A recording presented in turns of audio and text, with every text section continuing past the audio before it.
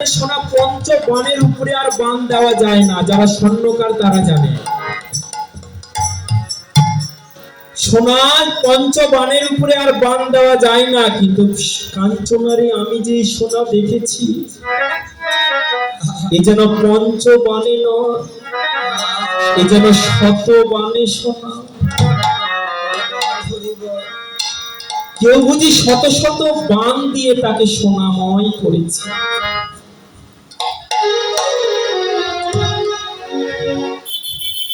কি হয়েছে জানিস?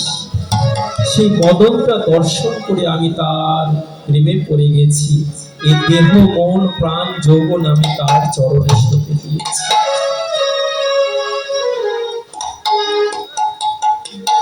কাঞ্চনা বলছেন, সখী রে, শুধু চেহারা দেখেই তুই প্রেমে পড়েছিস, তার কিছু গুণ নাই?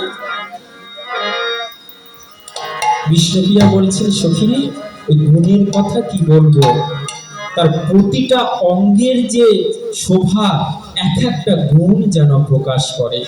আমাদের একটু খুলে বল, কি আমরা না শুনলে না জানলে বুঝবো কেমন করে? তুই এত বড় সনাতন মিশ্রের কন্যা হয়ে তুই একজনের প্রেমে পড়ে গেছিস, আমাদের একটু খুলে বল, আমরাও শুনি। সেই বিষ্ণুপ্রিয়া বলছেন, শোন তবে। ওরে বামভূ ভুজঙ্গমে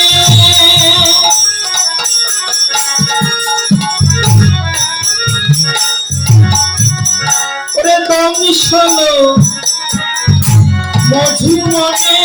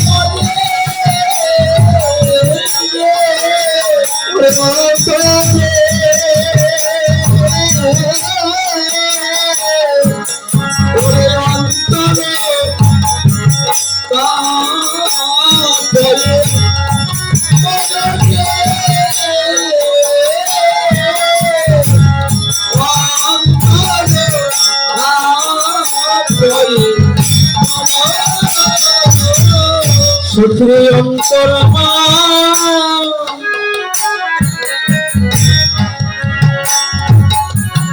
ওরে কাঁপিতেছে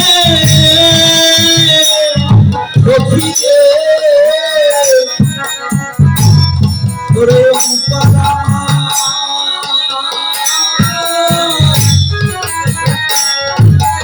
ওরে কাঁপিতেছে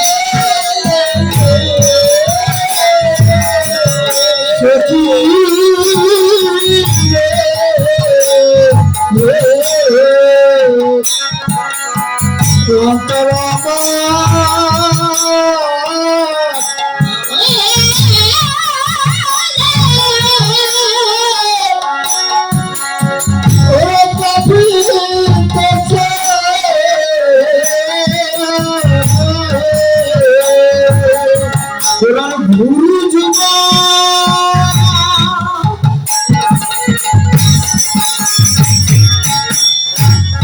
বংশ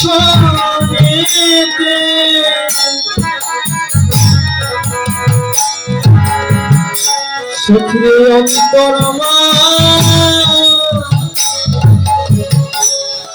ওরে কাঁপিতেছে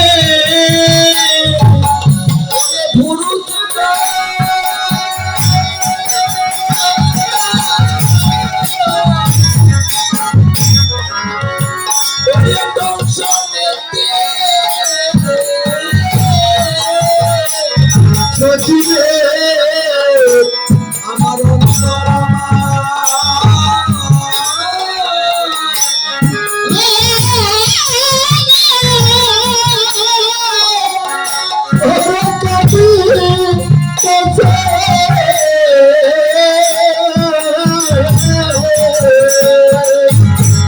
সখীরে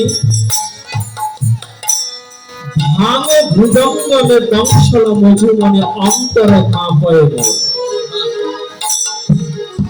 ভাঙ শব্দের অর্থ ভুরু, ভুজঙ্গ শব্দের অর্থ সর্প।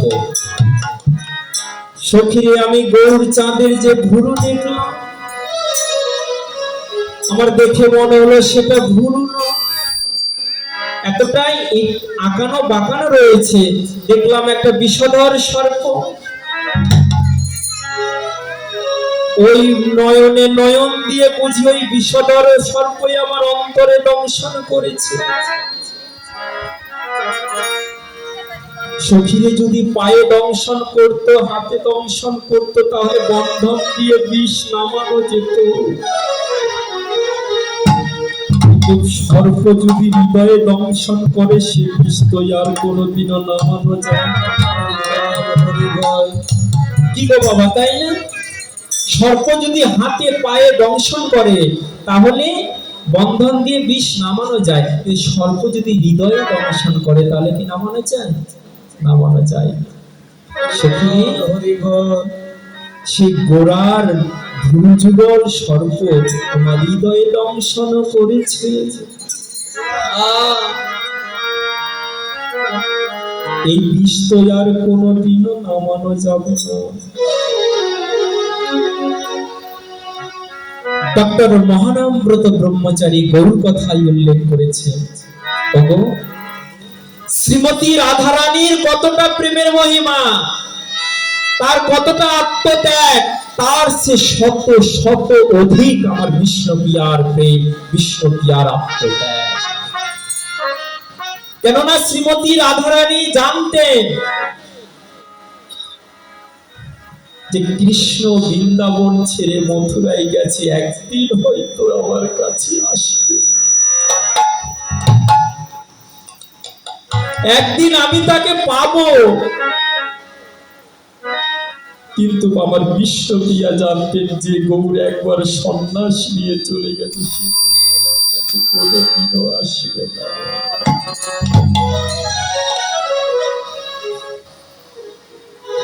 বিষ্ণুপ্রিয়ার যে আত্মত্যাগ, এটা জগজীববাসী লক্ষণীয়। আমরা তো বিষ্ণুপ্রিয়া সম্পর্কে জানি না, আলোচনাও হয় না।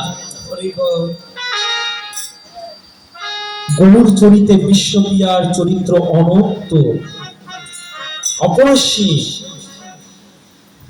আমরা যারা যোগপীঠ স্মরণ করি, তাদের সাধক দেহের স্মরণের কথা উল্লেখ আছে, কিন্তু সাধিকাদের কথা উল্লেখ নাই। বলছে যে এই যে সাধিকা কারা জানেন? মেয়েরা কাকে লক্ষ্য করবে? মেয়েরা লক্ষ্য করবে আমার বিষ্ণুপ্রিয়ার চরিত্র, বিষ্ণুপ্রিয়ার চরিত্র।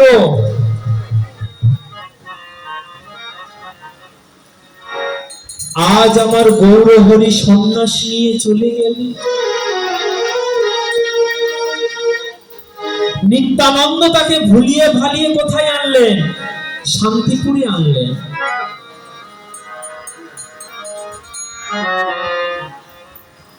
নিত্যানন্দ বলছেন যে প্রভু, তোমার অদর্শনে নদিয়ার বাসী বোধ হয় আর বাঁচবে না।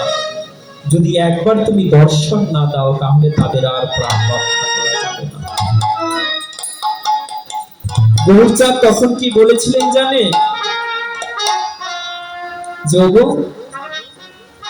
নদিয়াবাসীকে সকলকে আনবে, কিন্তু একজনকে আনবে।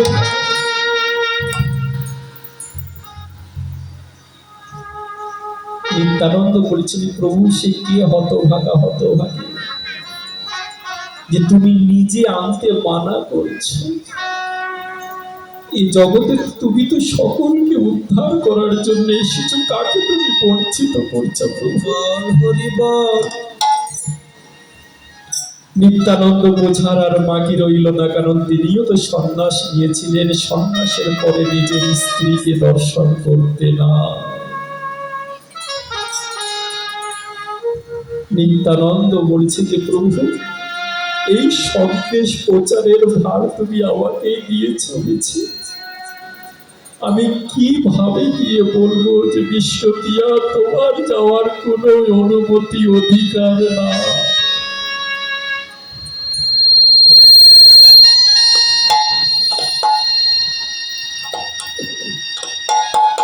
সনাতন মিশ্র বড় সাধ করে বিশ্বপ্রিয়া গৌরহরির সঙ্গে বিয়ে দিয়েছিল।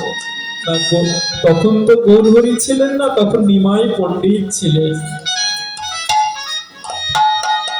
সনাতন মিশ্র মনে করলেন, আমার জামাই পণ্ডিত, আমার মেয়েকে বিয়ে দিলে হয়তো আমার মেয়ে সুখে থাকবে, যৌতুক হিসাবে পালঙ্ক দিলে। কিন্তু তিনি তো জানতেন না যে আমার মেয়ের কপালে পালঙ্কের সুখ না। বড় সাত করে মেয়ের বাড়ি সাজিয়ে দিয়েছিলেন, দামি দামি গহনা দিয়েছিলেন, সাথী শাড়ি দিয়েছিলেন। কিন্তু তিনি তো জানতেন না যে আমার মেয়ের কপালে গহনা, শাড়ি, রঙিন বসন আভরণের সুখ না। ওমা, নারীরা কেন সাজে গো? নারীরা কেন সাজে? তার পতিকে, তার পতির জন্য তো। বিশ্বপ্রিয়া বলেছে যে আমি সেজে কি করবো, আমার পতি তো আমার দিকে কোনোদিনও তাকাবে। যেদিন থেকে মহাপ্রভু সন্ন্যাস নিয়েছিলেন সেদিন থেকে আমার বিশ্বপ্রিয়া কোনোদিনও সাজগোজ করেন নাই। বিশ্বপ্রিয়া বলছিলেন যে আমার পতি, আমার স্বামী এক বস্ত্রে রয়েছে, আমি রঙিন বস্ত্র পরবো? আমি করবো না। এক বস্ত্র পরে উনি থাকতেন।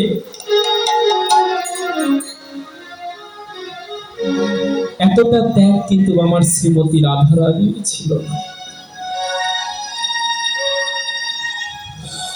নিত্যানন্দ প্রভু আসলেন যে মা, তোমার নিমাই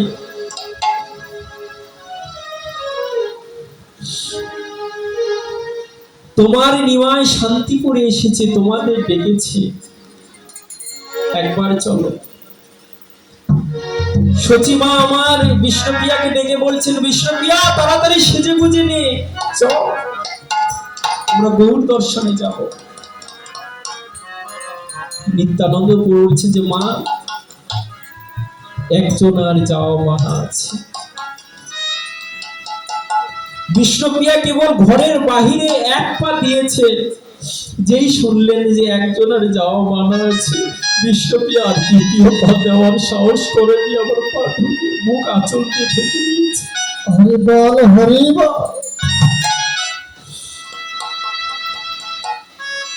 সচিমা আবার বলছেন যে আমার ছেলে চৈতন্য মহাপ্রভু হয়েছে না, ওই চৈতন্য মহাপ্রভু হয়ে থাকা, আমি সেই সন্তানের মুখ দেখব। আমি আমার নিমাইকে চাই, যে নিমাই আমার বিশ্বপ্রিয়ার সঙ্গে থাকতো, সেই নিমাইকে চাই। আমি চৈতন্য হয়েছি, আমার বৌমাকে দেখবে না। সেদিন বিশ্বপ্রিয়া কি বলেছিলেন জানে? দেখুন আদর্শ নারীর কি চরিত্র। মা, স্ত্রীর ধর্ম স্বামীকে উপরে তোলা। যদি কষ্ট পেতেই হয়, যদি দুঃখ পেতেই হয়, তাহলে আমি পাই। আমার স্বামী জগতের জন্য গিয়েছে। ওমা, আমি যদি আমার স্বামীকে কাছে রাখতাম, তাহলে একলা আমি ভোগ করতে পারতাম। তাতে এমন কি হতো? আজ আমার স্বামীকে আমি ছেড়ে দিয়েছি, সারা জগৎ আমার স্বামীকে ভোগ করছে। এর চেয়ে বড় আত্মত্যাগ, এর চেয়ে অহংকার আমার আর কি থাকতে পারে? দেখুন, ভালোবাসা কোনো সংকীর্ণতা নয়, উদারতাকেই ভালোবাসা বলে। ভালোবাসা উন্মুক্ত করে দেয়, বদ্ধ নয়। সেদিন বিশ্বপ্রিয়া বলেছিলেন যে মা তুমি যাও, গিয়ে তোমার সন্তানের আচার আচরণ দেখো, সেই কথা তুমি আমাদের এসে বলবে, আমি সেটা শ্রবণ করে আস্বাদন করব। তাতেই আমার সুখ, তাতেই আমার শান্তি। তারপরে বিষ্ণুপ্রিয়া কি করলেন জানে? তারপরের কথা ভাবলে হতবাক হতে হয়। বিষ্ণুপ্রিয়া প্রতিদিন এক মুষ্টি ধান্য নিতে, এক মুষ্টি ধান্য নিয়ে 16 নাম 32 অক্ষর বলে সেই ধান্য থেকে চাল বের করে সেই চাল দ্বারা রন্ধন করে আমার গিরিধারের ভোগ লাগাতে। সেই ভোগ সেই সচি মায়ের সেবা দিতেন, বৈষ্ণব সেবা দিতেন। যদি থাকতো তাহলে পেতেন, না থাকলে পেতেন না।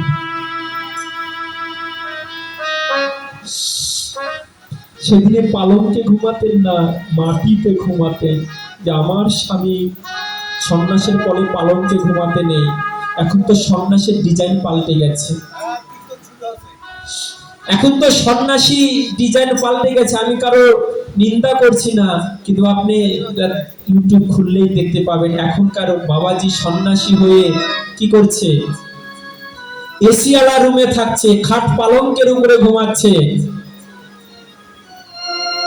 ভালো গাড়ি ভালো বাড়ি ছাড়া তারা আর আসে না। বলে সন্ন্যাসীর উদ্দেশ্য কি? বাবাজি হওয়ার উদ্দেশ্য কি? সর্বস্ব ত্যাগ করা। সর্বস্ব বিষয় বাসনা ত্যাগ করব বলেই তো সন্ন্যাস নিয়েছি, বাবাজি হয়েছি। সন্ন্যাস বাবাজি হওয়ার পরও যদি এসিওয়ালা রুমের মায়া ছাড়তে না পারি, তাহলে আর ত্যাগ করার কি মাহাত্ম্য থাকবে?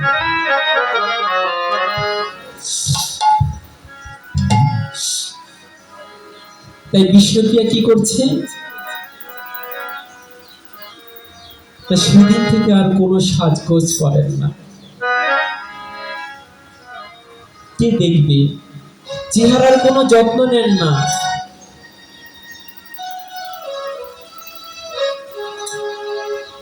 পাড়া প্রতিবেশী সকলে গৌরকে দর্শন করতে যাচ্ছে। ওমা, নারীর শত্রু কিন্তু নারী হয়। নদিয়ার নারীগণ বলছেন, হ্যাঁ রে হতভাগিনী, আমরা গৌর দর্শন করতে যাচ্ছি, কিন্তু তোর এতটাই হতভাগিনী, এতটাই পোড়া কপাল যে নিজের স্বামী দর্শনের তোর কোনো অধিকার না। সেদিন বিষ্ণুপ্রিয়া আমার ঘরের এক কোণে বসে ফুপিয়ে ফুপিয়ে কাঁদছিলেন আর বলছিলেন, ওগো, যে গৌরকে তোমরা দর্শন করতে যাচ্ছ সে গৌর আমার। তোমরা যাকে দর্শন করতে যাচ্ছ না, সেটা আমার ধন। আমি দিয়েছি বলে তোমরা পেয়েছো। হরি বল, হরি বল। গুরু রহস্য কি জানে? মহাপ্রভু সন্ন্যাসের পূর্বে বিষ্ণুপ্রিয়ার থেকে অনুমতি নিয়েছিলেন। বিষ্ণুপ্রিয়া, জগতের পিতা আমি যদি পিতা হই, তাহলে তুমি জগতের মাতা। তুমি কি ভুলে যাচ্ছ আমরা জগৎ উদ্ধারের জন্য এসেছি? জগৎ উদ্ধারের জন্য আমাদের ত্যাগ শিক্ষা দিতে হবে। তুমি কি ত্যাগ করতে পারবে না? বিষ্ণুপ্রিয়া সেদিন বলেছিলেন যে প্রভু তোমার যেটা আজ্ঞা। বিষ্ণুপ্রিয়া সন্ন্যাসের অনুমতি দিয়েছিলেন বলেই গৌরহরি সন্ন্যাস নিতে পেরেছিলেন। এই জন্য বিষ্ণুপ্রিয়া বলছেন যে ওগো, আমি আমার ধন আমি তোমাদের দিয়েছি বলে তোমরা পেয়েছো, আমি না দিলে তোমরা পেতে না।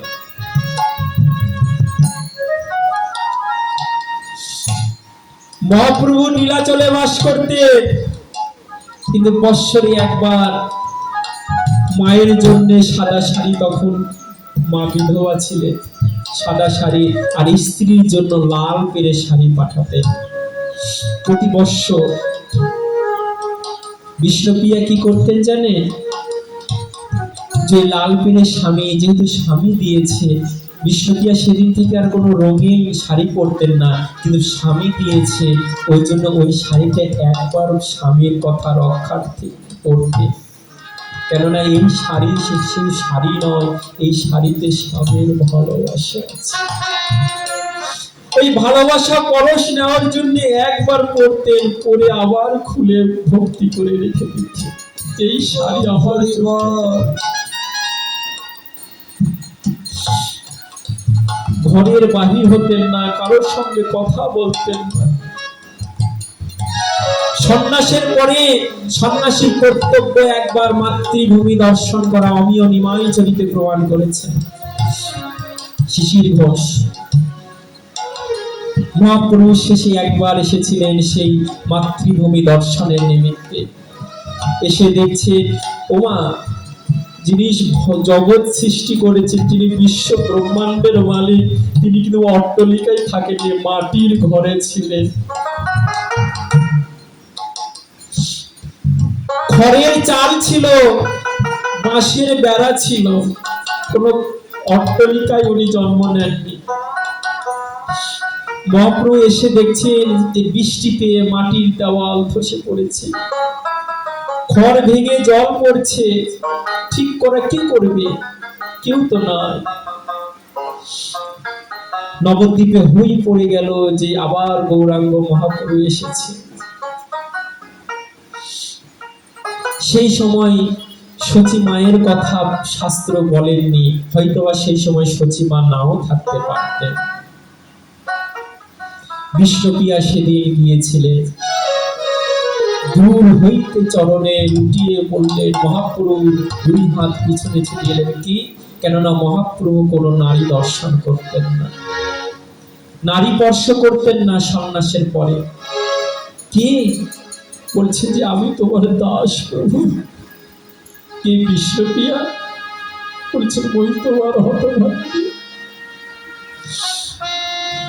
একই তোমার একই অবস্থা, দেখছেন চোখের নিচে কালো পড়ে গেছে, সেই সুবর্ণ চেহারা, সেই উজ্জ্বলতা আর না, যেন কাঁদতে কাঁদতে নয়নে অশ্রু যেন ফুরিয়ে গেছে।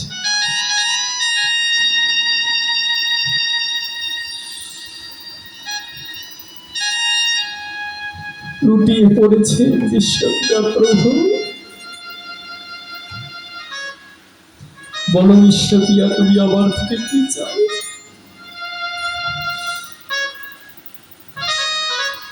বিষ্ণুপ্রিয়া বলছেন, প্রভু তোমার কাছে আমি আর কি চাই,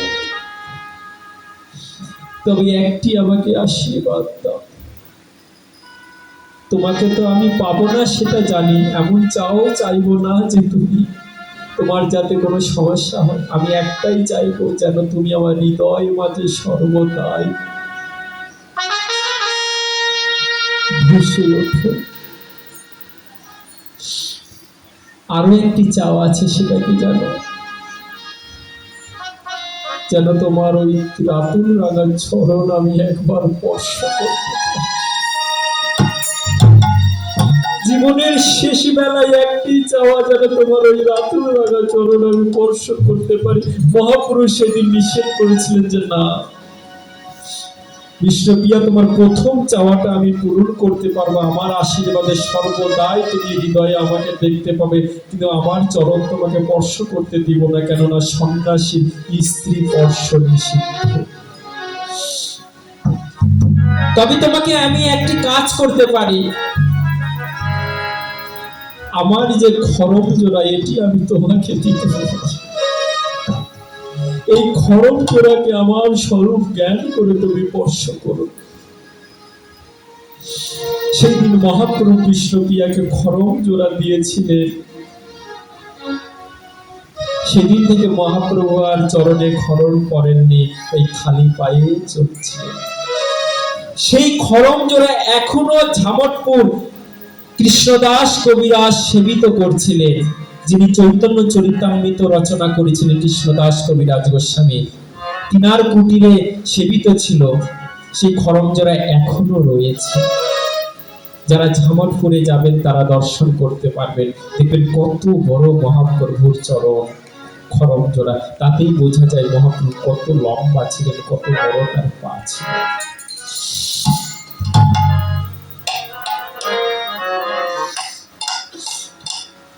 এই হচ্ছেন বিশ্বপিয়া। বিশ্বপিয়া ত্যাগ করেছিলেন বলেই আজ আমার গৌরকে আমরা লাভ করতে পেরেছি।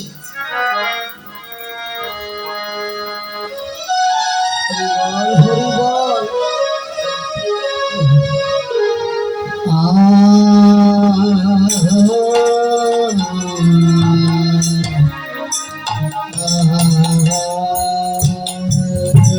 তাই সখিরে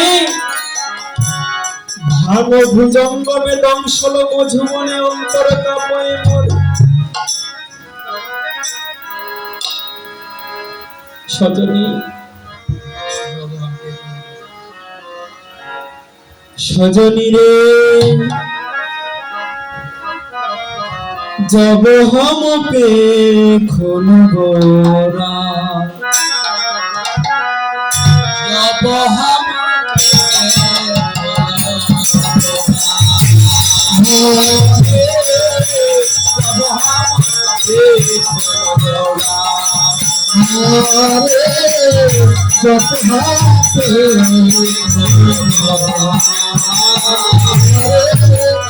जब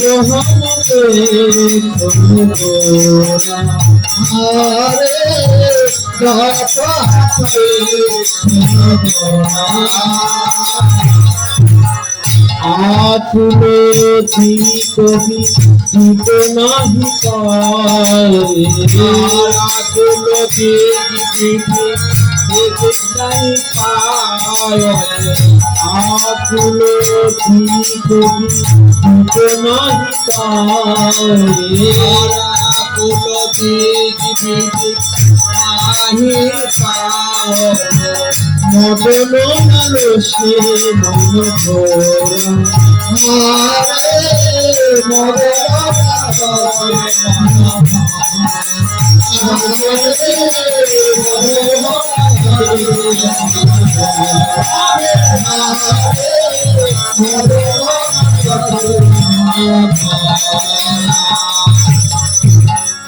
সখী जब हम पेट खुल गोरा, आकुले दी को विधि को नहीं पाओगे, মদন লালসে মনোহরা।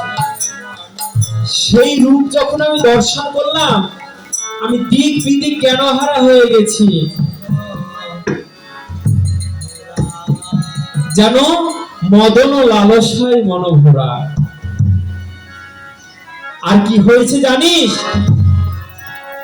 অরুণিত লোচনে তোর ছয় অবলোকন,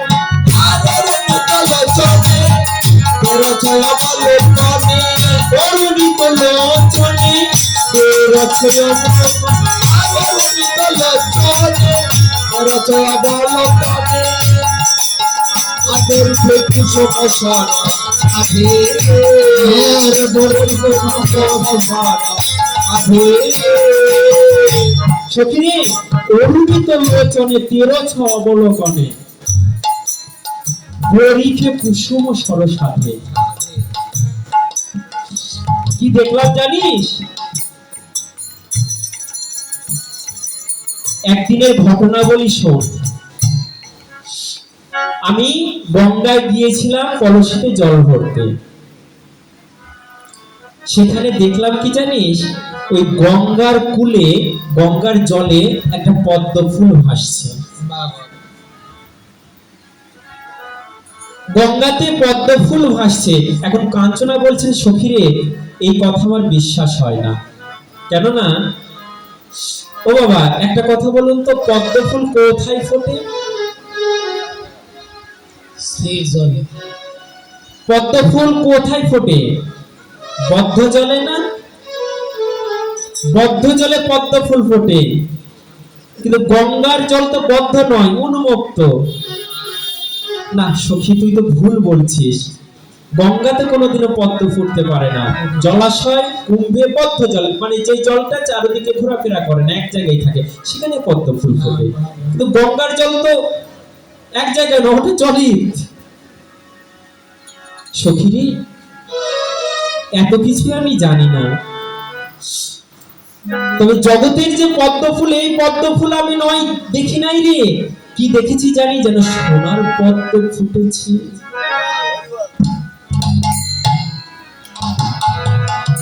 সোনার পদ্ম ফুটেছে, আমি ওই সোনার পদ্ম দর্শন করেছি।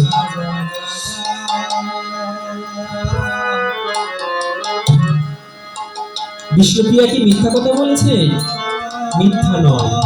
এটা কি হয়েছিল জানেন? গৌরাঙ্গ মহাপ্রভু সেই গঙ্গাতে স্নান করছিলেন। স্নান করার সময় কিছু কিছু ব্যক্তির আবার স্বভাব রয়েছে সাঁতার কাটা, তাই না? তো মহাপ্রভু আর সাঁতার কাটছে। সাঁতার অনেক প্রকার রয়েছে, একটা চিত সাঁতার, একটা হামাগুড়ি সাঁতার, বিভিন্ন সাঁতার রয়েছে। তো মহাপ্রভু চিত সাঁতার করছে, তো সর্ব অঙ্গ জলের ভিতরে রয়েছে, শুধু মুখটা উপরে ভাসছে। সর্ব অঙ্গ জলের ভিতরে, চিত সাঁতার, শুধু মুখটা জলের উপরে রয়েছে। ওই মুখের উপরে যখন সূর্যের রশ্মি পড়েছে, যেন চমকে চমকে চমকে ওঠে, চমকে চমকে চমকে ওঠে, চমকে চমকে চমকে ওঠে, চমকে চমকে চমকে ওঠে সূর্যের পরশে, চমকে চমকে চমকে ওঠে সূর্যের পরশে, চমকে চমকে চমকে ওঠে। সখিরে, ওই যে সূর্যের রশ্মি যখন তার বদনে লাগলো, যেন চমকে চমকে চমকে উঠছে। ও বাবা, তাই হয় না? সোনা যদি রোদে রাখা হয়, তাহলে সূর্যের রশ্মিতে চমক দেয় না? চমকে ওঠে। তাই গৌরহরির বদন যেন চমকাচ্ছে। কিন্তু সেই বদনে দেখলাম ভুরু যুগল সর্প রয়েছে।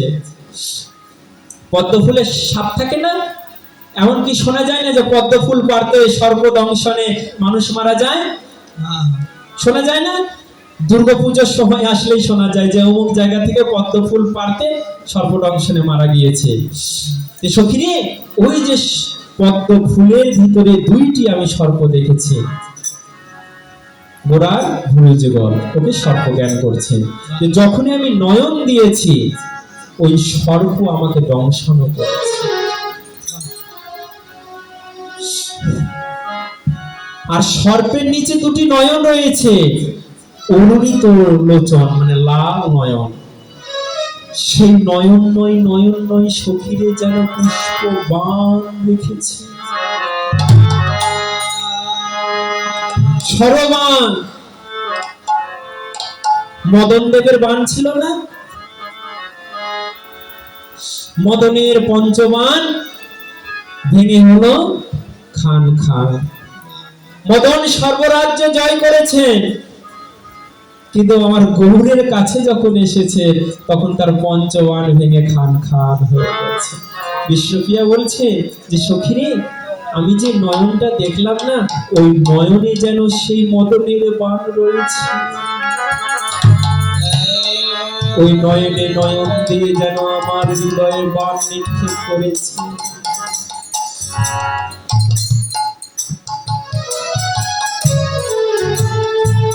তাহলে বিষ্ণুপ্রিয়া কয়টি উল্লেখ করছে? যে ভাঙ ভুজঙ্গমে দংশল মঝুমনে অন্তর কাঁপয়ে মোর। প্রথমে সর্প আমাকে দংশন করেছে, তারপরে কি বলছে? যে বরিখে কুসুম সরসাধে, বলে বাণ নিক্ষেপ করেছে।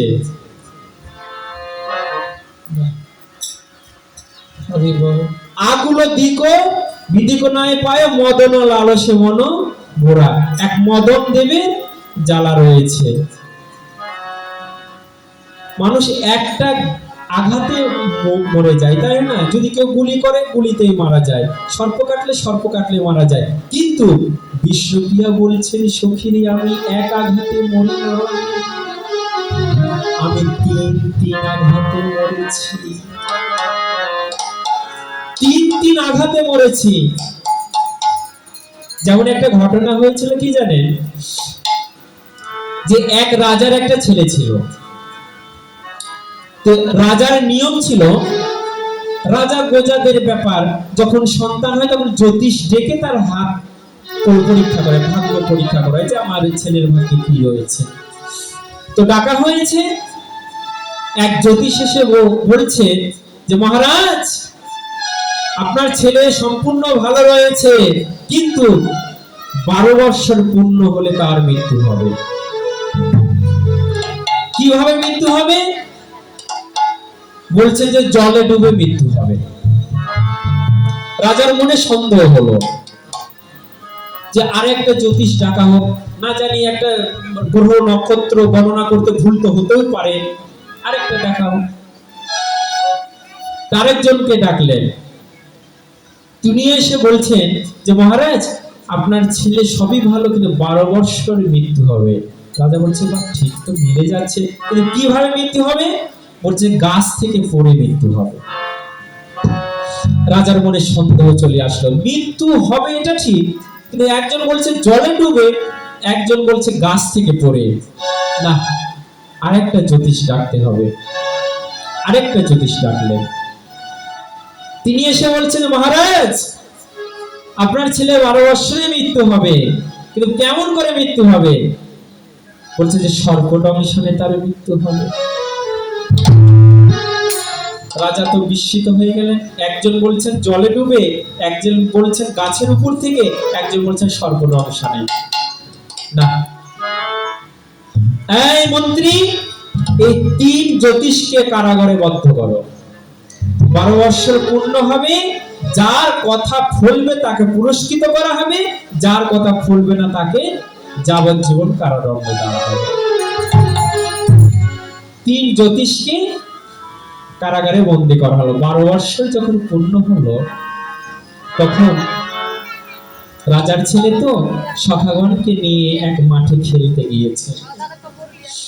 খেলতে খেলতে এক জলাশয় আছে, জলাশয়ের ধারে একটা আমের গাছ রয়েছে, পাকা পাকা আম ধরেছে। ঠিক এই সময় রাজার ছেলে গাছের উপরে চড়েছে আম খাবে বলে। এমন সময় চারিদিকে মেঘ, বৃষ্টি, ঝড় ঝঞ্ঝা, যেগুলো ছেলে পেলে ছিল সেগুলো পালিয়ে গেছে, রাজার ছেলে গাছের উপরে রয়েছে, সে আর পালাতে পারে না। তখন কি হয়েছে জানেন? সেই গাছের উপরে এক বিষধর সর্প ছিল। সর্প এসে রাজার ছেলেকে দংশন করেছে।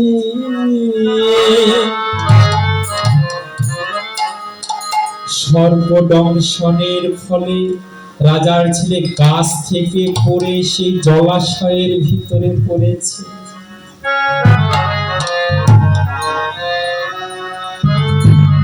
মানে কি, 3টি ফলে গেল, এক সর্প দংশন, এক গাছ থেকে পড়া, এক জলের ভিতরে।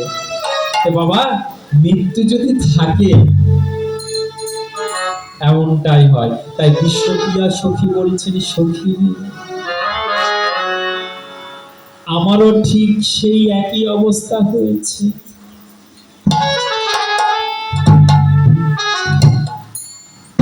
তাই সখীনি, তোরা তো আমার অন্তরঙ্গ সখী, যদি পারিস তাহলে আমাকে বাঁচা।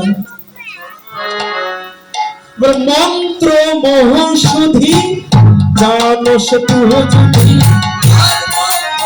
ঔষধি ও জানস যদি, মধু লাগি করবি উপায় সখী রে, সখী রে, মধু লাগি করবি উপায়, মধু লাগি করবি উপায়। সখিনী, মন্ত্র মহৌষধি জানস তুহ যদি, মধু লাগি করবি উপায়। উপায় করবি,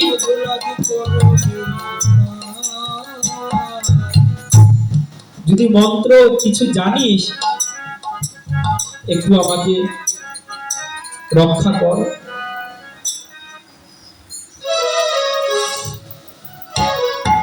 যিনি পদ রচনা করছেন তিনি বলছেন যে বিষ্ণুপ্রিয়া, তোমার কি মন্ত্র কি ঔষধ সেটা ওই সখী জানে না, সেটা আমি জানি। হরি বল। তোমার যে কি ঔষধের প্রয়োজন সেটা আমি জানি। বৈষ্ণব কবি বলছেন যে আচ্ছা, যে বিষ্ণুপ্রিয়ার সঙ্গে আছে কাঞ্চনা সে জানে না, আর তুমি জানলে কেমন করে? বলছে যে আমি জানবো না, আমি গৌরকে নিয়ে, আমি বিষ্ণুপ্রিয়াকে নিয়ে থিসিস করছি, রিসার্চ করছি। তাদের জন্য ঘর বাড়ি পরিত্যাগ করে আমি বনে বনে ঘুরছি, সাধনা করছি, তাহলে আমি জানবো না? কি জানো বলো? বাসুদেব ঘোষ কহে, শুনো শুনো এ সখী, বাসুদেব ঘোষ কহে, শুনো শুনো এ সখী, বড় লাগি প্রাণ মারা যায় সখী রে, বড় লাগি প্রাণ মারা যায় সখী রে, বড় লাগি আর সখী রে, বড় লাগি প্রাণ মারা যায় সখী রে, বড় লাগি প্রাণ মারা যায়। তোমার বিষ্ণুপ্রিয়ার একটাই ঔষধ, ওই গৌর চাঁদ। ওই গৌর চাঁদ যদি সে পেয়ে যায় তাহলে আর তার কোনো ঔষধের প্রয়োজন নেই, গোড়াটাই তার ঔষধ। কাঞ্চনা বলছেন সখিনী, ওই গৌরকে পাওয়া তো আর চারটিখানি কথা নয়। গৌরকে চাইলি আর পেয়ে গেলি এমনটা নয়, গৌরকে পেতে হলে কি করতে হবে জানো? ওই ধর্মায়ে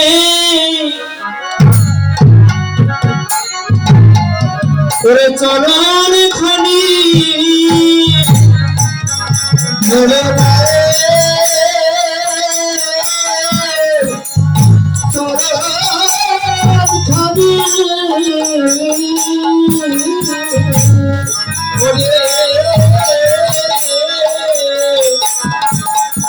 ওরে ধর মায়ে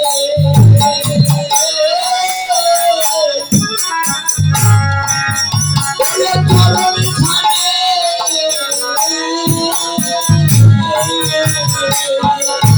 তুমি গৌর চাঁদ,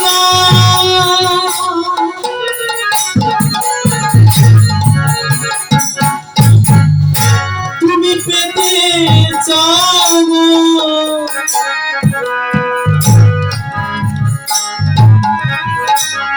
বলে ধর্মায়ে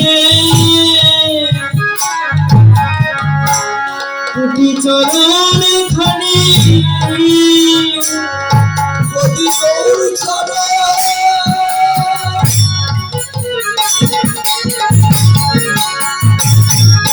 গৌর চরণ পেতে চাইব ধরে মারে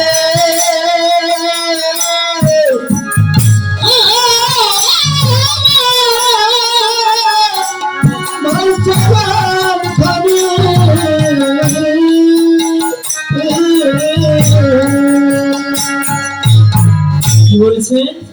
যদি গৌরচাঁদকে পেতে চাস তাহলে সচি মায়ের চরণ ধর। ছেলেকে পেতে হলে ওই ছেলের পিছনে দৌড়াবেন না, ছেলের মাকে ধরবে। বুদ্ধি শিখিয়ে দিচ্ছেন। সচিমা প্রতিদিন গঙ্গায় যান স্নান করতে, বিষ্ণুপ্রিয়াও ঠিক যে সময় সচিমা যায় ঠিক সেই সময় বিষ্ণুপ্রিয়া যেতেন, যে লুটিয়ে সেই সচিমায়ের চরণে প্রণাম করতেন। একদিন দুই দিন প্রণাম করতে করতে ওই মেয়েটার উপরে সচিমায়ের মায়া পড়ে গেছে। কি এই মেয়ে, ইস, একে যদি আমি বৌমা করতে পারতাম, একে যদি আমি বৌমা করতে পারতাম। মা খুশি হয়ে গেছে। এই জন্য কাঞ্চনা বলছেন বিষ্ণুপ্রিয়া, যদি গৌরকে পেতে চাস তাহলে মায়ের চরণ ধর। তাই বাঞ্ছা কল্প তরুয়স্য করে ভোষ সিন্ধুরে মাচা ভাসে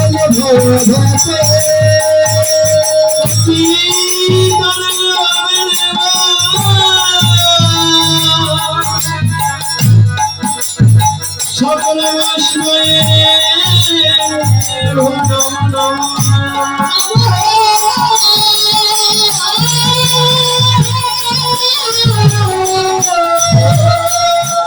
সকল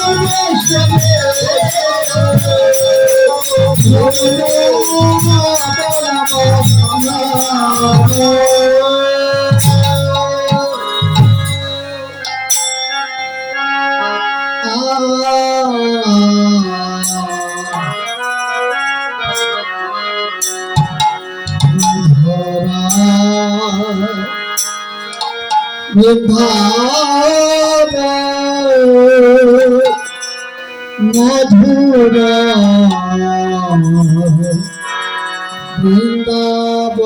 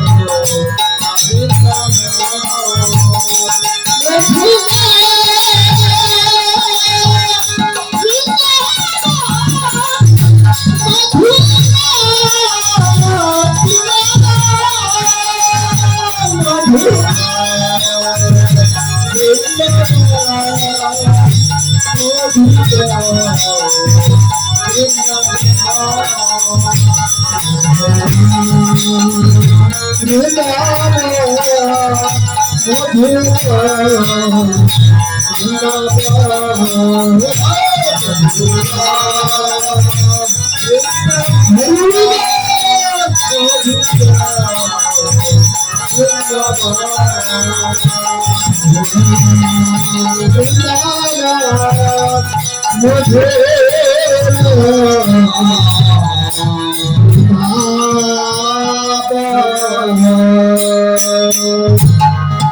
এতক্ষণ আমরা নবদ্বীপে গৌরাঙ্গ মহাপ্রভুর যে পূর্বরাগ দশা রাধারানীর অনুসরণে সেটি শ্রবণ করলাম। এখন আমরা বৃন্দাবনে যাব। বৃন্দাবনে গিয়ে দেখবো শ্রীমতী রাধারানী পূর্ব দশায় কি অবস্থা হয়েছে। তো বৃন্দাবনে যেতে হলে শ্রীমতী রাধারানী কৃপার প্রয়োজন। রাধারানীর কৃপা কেমন করে পাবেন, নামের কৃপা কেমন করে পাবেন? বলছে নামের যদি নাম করা হয় তাহলে নামের কৃপা হয়, তাই না? রাধারানী এসে যে আপনাকে হাত মাথায় দিয়ে কৃপা করবেন এমনটা নয়। ভগবানকে ডাকলে যে ভগবান ত্রিভঙ্গ হয়ে আপনার সামনে দাঁড়াবেন এমনটা নয়। এই কলিযুগে কোনোদিনও ভগবান ত্রিভঙ্গ হয়ে কারো সামনে দাঁড়াবেন না, এটা শাস্ত্রে প্রমাণ করা রয়েছে। তবে না, কেমন করে কৃপা করবেন? বলেন যে নামের দ্বারা। কেউ যদি নাম পড়ে, নামের মধ্য দিয়ে তার হৃদয়ে কৃপা সঞ্চারিত করে দিবেন। কেউ সাক্ষাৎ এই কলিযুগে কেউ সাক্ষাৎ ভগবানকে দর্শন করতে পারবে না। যদি কেউ কেউ বলে সেলিব্রিটির জন্য আমি মহাদেবকে দর্শন করেছি, আমি ভগবানকে দর্শন করে, বলে যে সম্পূর্ণ ভ্রান্ত, লোক ঠকানো। এই কলিযুগে কোনোদিনও ভগবান কাউকে দর্শন দিবেন না।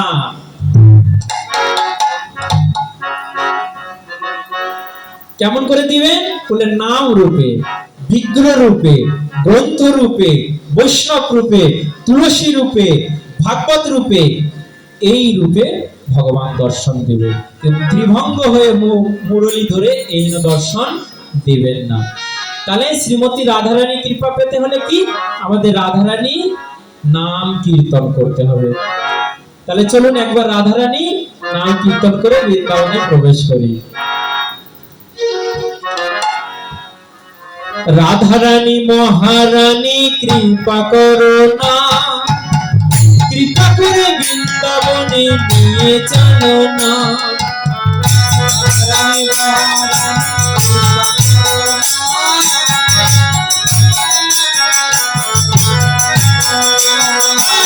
রাধারানী মহারানী কৃপা করো না, কৃপা করে বৃন্দাবনে নিয়ে চলো না। রাধারানী মহারানী কৃপা করো না, কৃপা করে বৃন্দাবনে নিয়ে চলো না। রাধারানী মহারানী কৃপা করে বৃন্দাবনে নিয়ে চলো না।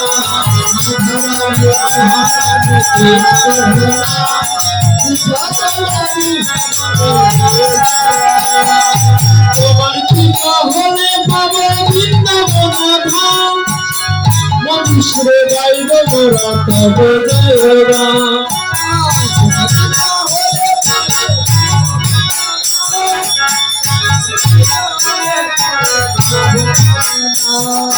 তোমার কৃপা হলে পাবো বৃন্দাবন ধাম, মধুসূরে গাইব মোরা তব জয় রাম।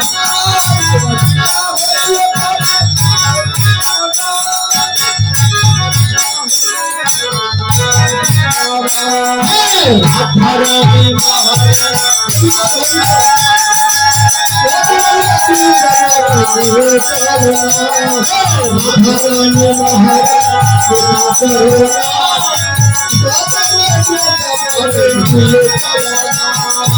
তোমার নামে জয় দিয়ে যাব ধামে ধাম, মধুসূরে গাইব মোরা তব জয় গান।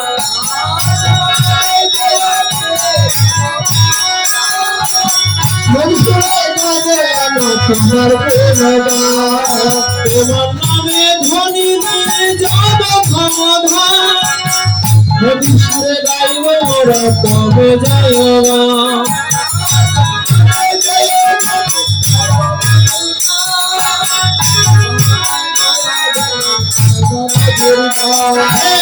রাধারানী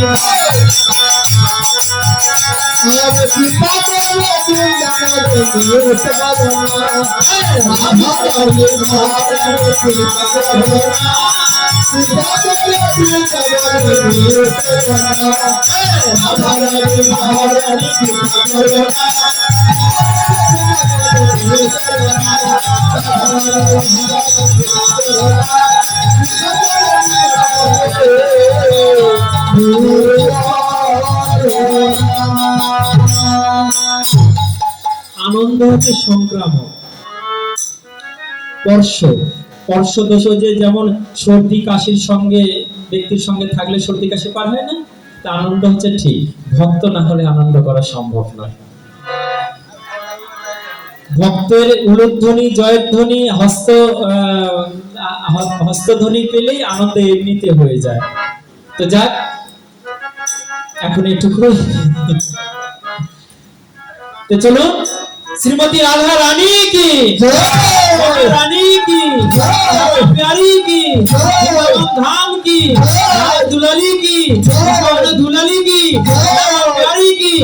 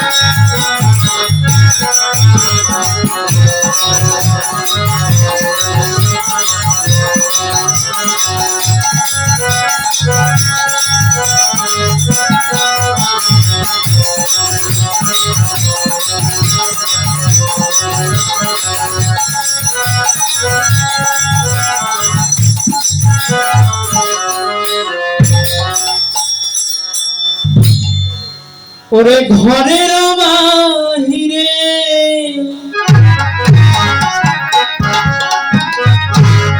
দণ্ডে শতবার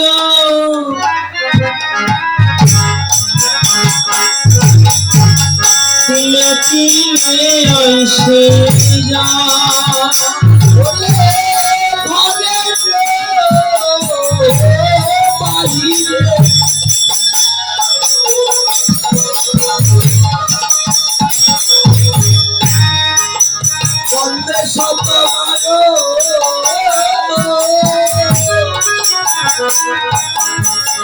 তিলে তিলে আসে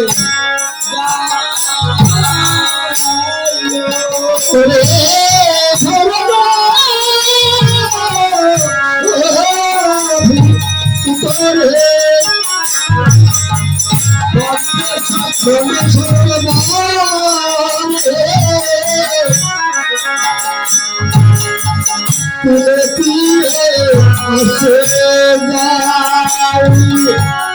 রাই একবার ঘরে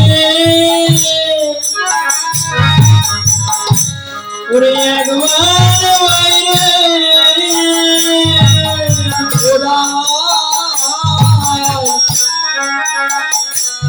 ওরা একবার ঘরে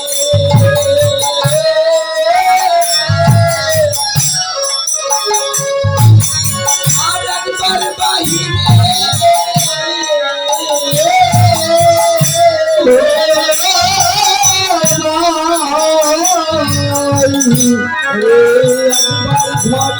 একবার ঘরে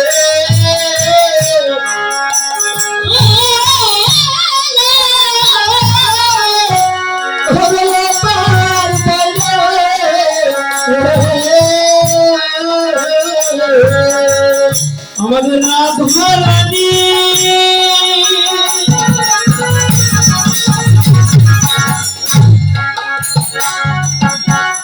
আজ কি মা হলো ভাই আর একবার ঘরে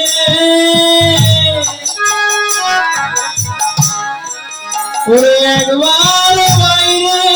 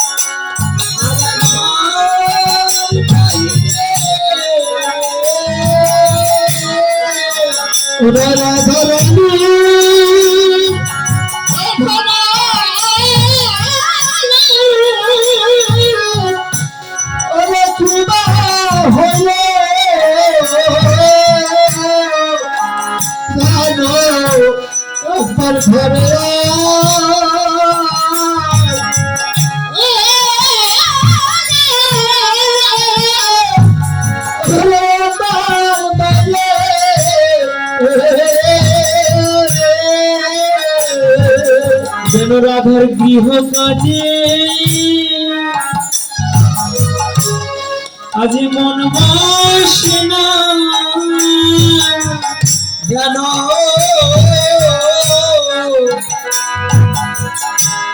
রাইধনের গৃহ কাজে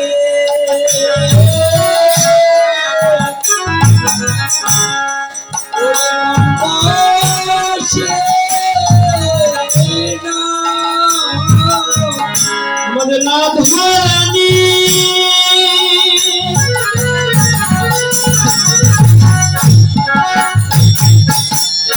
আজ কি হলো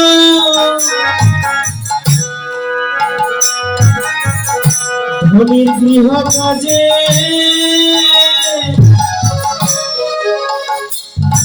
ওরে মন বসে না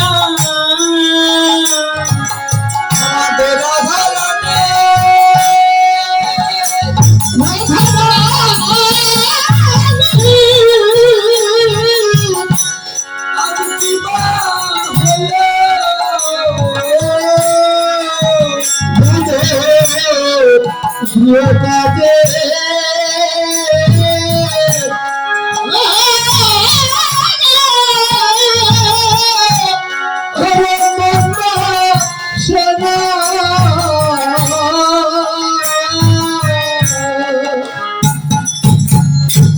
ঘরের বাহিরে দণ্ড শতবার, তিলে তিলে আইসে যায়।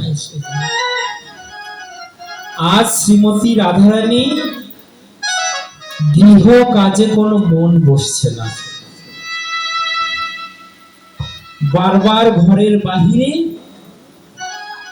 আবার বারবার ঘরের ভিতরে আসছে। সময়টা কি বলছেন? দণ্ডে শতবার, এক দণ্ডে শতবার মানে 100 বার এরকম ছোটাছুটি করছে। তাহলে এক দণ্ড সমান কত মিনিট? কি বাবা, এক দণ্ড সমান 22 মিনিট না? এক দণ্ড সমান 22 মিনিট। তাহলে এই 22 মিনিটে 100 বার সম্ভব? 22 মিনিটে 100 বার ঘরের আর বাহিরে ছোটাছুটি করছে, এটা কি সম্ভব? সম্ভব কি বাবা? 22 মিনিটে 100 বার বলছে যে সম্ভব। জগতের ঘর বাহির এটা সেই ঘর নয়,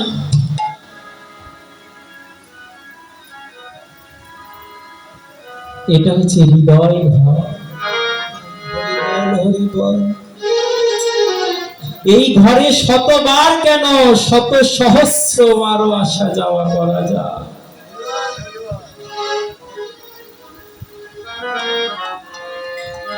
যারা সদ্গুরু চরণাশ্রয় করে এই ঘরে বসতি স্থাপন করতে পেরেছে, তারাই একমাত্র এই ঘরের রহস্য জানেন, অন্য কেউ নয়। যখন সদ্গুরু চরণাশ্রয় করবেন তখন গুরুদেব আপনাকে 2টি পদ্ধতি দিবেন। একটি হচ্ছে যোগপীঠ সাধন পদ্ধতি নবদ্বীপে, একটি যোগপীঠ সাধন পদ্ধতি বৃন্দাবনে। এটা হচ্ছে ভজনের ঘর। এই ঘরে বসে যারা ভজন করে, ও বাবা, আপনি যদি এখন কক্সবাজার যান তাহলে কত সময় লাগবে? সারা দিন কেটে যাবে, তাই হবে না?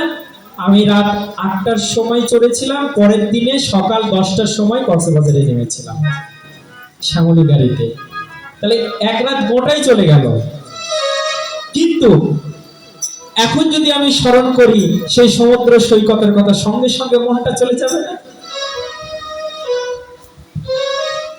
তাহলে সারা দিন গেল আমার কক্সবাজার যেতে, কিন্তু আমি একবার স্মরণ করলে তৎক্ষণাৎ আমি কক্সবাজার চলে যাচ্ছি।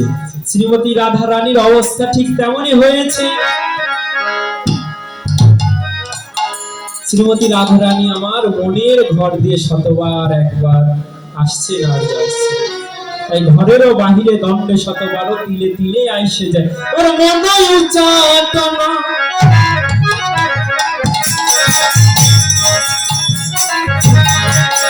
নিঃশ্বাস সাধন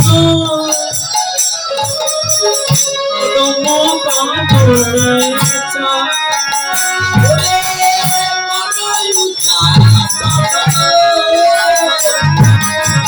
নিঃশ্বাস সাধন কদম যেন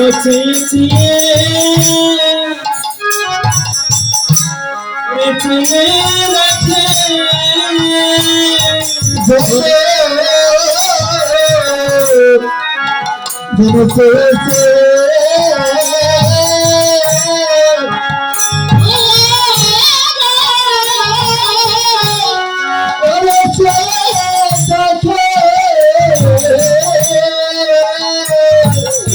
প্রাণবধূ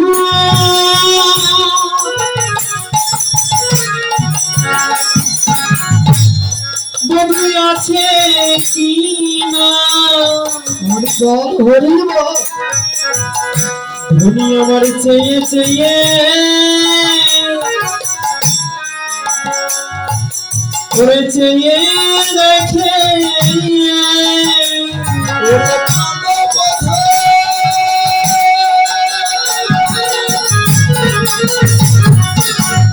প্রাণবধূ আছে কিনা আই তো চেয়ে চেয়ে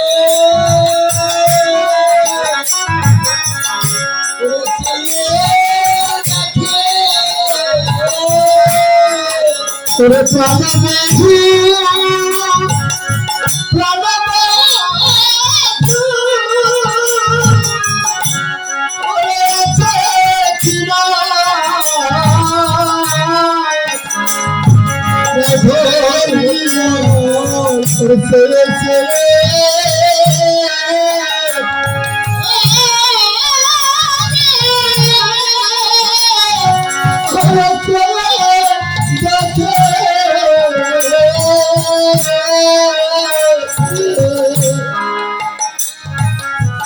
কি বলছে ঘরের বাহিরে দণ্ড শতবর তিলে তিলে আসে যায় মন উচাটন নিঃশ্বাস সঘন কদম প্রাণনে চায়। আজ রাধারানী নিঃশ্বাস সঘন বারবারে নিঃশ্বাস নিয়েছেন। এই যে দেখুন এখানে নিঃশ্বাসের কথা বলছে, বারবারে নিঃশ্বাস নিচ্ছেন। ও বাবা, যখন কোনো টেনশন হয় চিন্তা হয় তখন দমটা জোরে জোরে হয় না? অবশ্যই নিঃশ্বাসটা দ্রুত গতি হয় না, মানে হাতটা খুব দ্রুত কাজ করে। এই দ্রুত করতে করতে কারো কারো আবার হার্ট অ্যাটাক হয়ে যায়, চিন্তা করে এমনটা হয়। কেউ যদি প্রেম করে তাহলে টেনশন হয় না, টেনশন হয় না।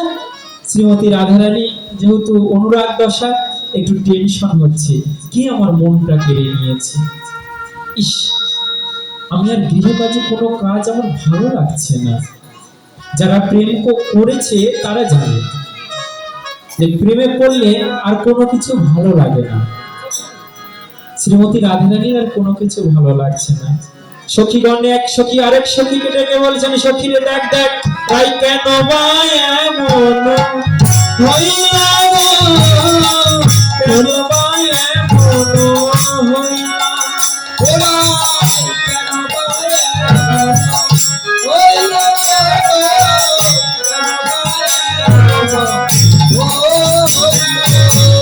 গুরু গুরু জন হয় নাহি মন কথা কম দেবতা পাইলা।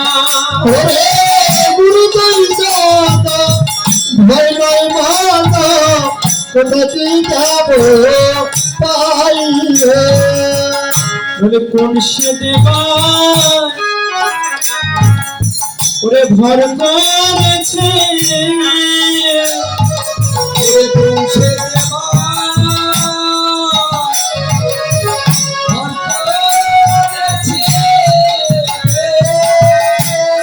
আমাদের বিশ্ব ভানু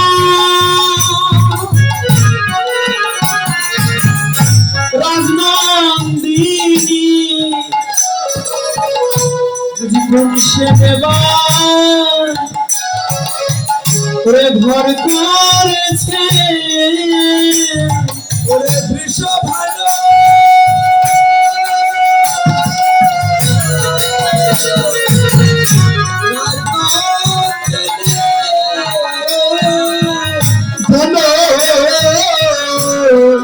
দেবতা ভর করেছে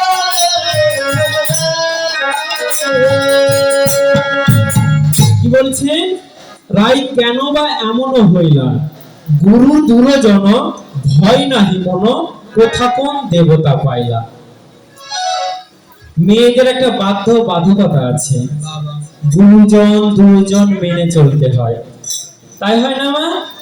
বাড়িতে থাকলে শ্বশুর শাশুড়ির অনুগত হয়ে থাকতে হয়, যারা গুরুজন তাদের অনুগত হয়ে থাকতে হয়, এমনটা হয় না? এখন তো এগুলো বালাই উঠেই গেছে, এখন তো আর গুরু দুরজনের এগুলো বালাই নাই। শাশুড়িকে ওমা, শাশুড়ি শব্দের অর্থ কি জানেন? শাশুড়ি। যাকে দেখে বৌমাদের শ্বাস উড়ে যায় তাকে বলা হয় শাশুড়ি। আর এখন বৌমাকে দেখে শাশুড়ির শ্বাস উড়ে যায়, হয় কি না? উল্টে গেছে, কলিযুগ। ও বাবা, শ্রীমদ ভাগবতে দেখবেন কলিযুগ বর্ণনে, এই কলিযুগে সব উল্টে যাবে, কলিযুগে সব উল্টে যাবে। কি? শ্বশুর শাশুড়ি তার বাবা মা হবে, শ্বশুর শাশুড়ি তার বাবা মা হবে, আর নিজের বাবা মা পর হয়ে যাবে। ভাই বোন তার পর হয়ে যাবে, শালা শালিকা তার আপন হবে।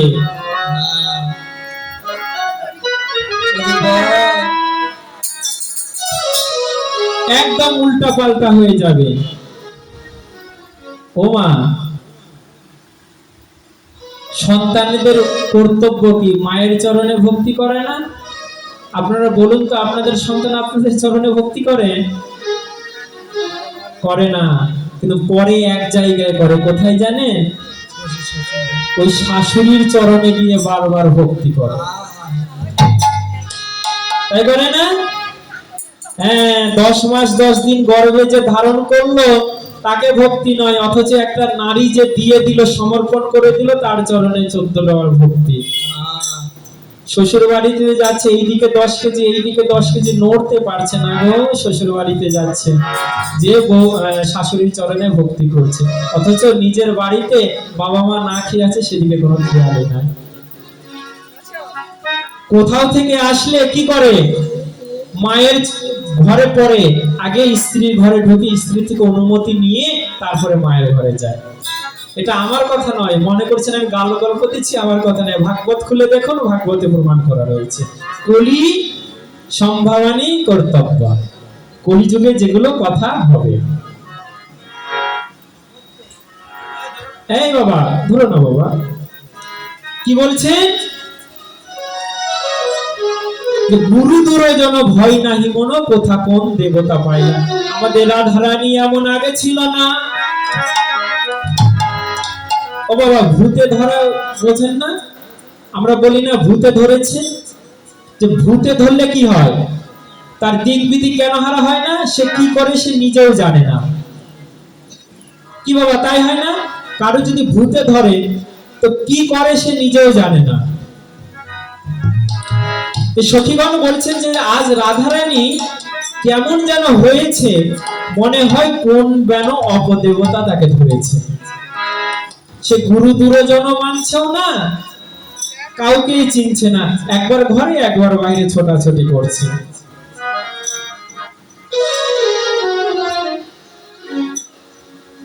আজকে রাধারানী কি যেন হয়েছে, ওর বয়সে কিশোরী, রাজার কুমারী, কাহে কুল বধূ বালা।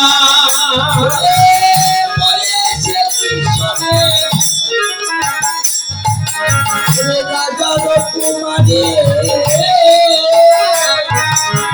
কাহে কুল বধূ বালা। কি বলছে?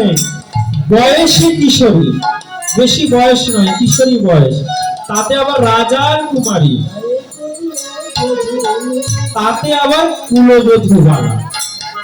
কয়টি গুণ বলছেন? বয়সে কিশোরী, ছোট বয়স, আবার রাজার কুমারী।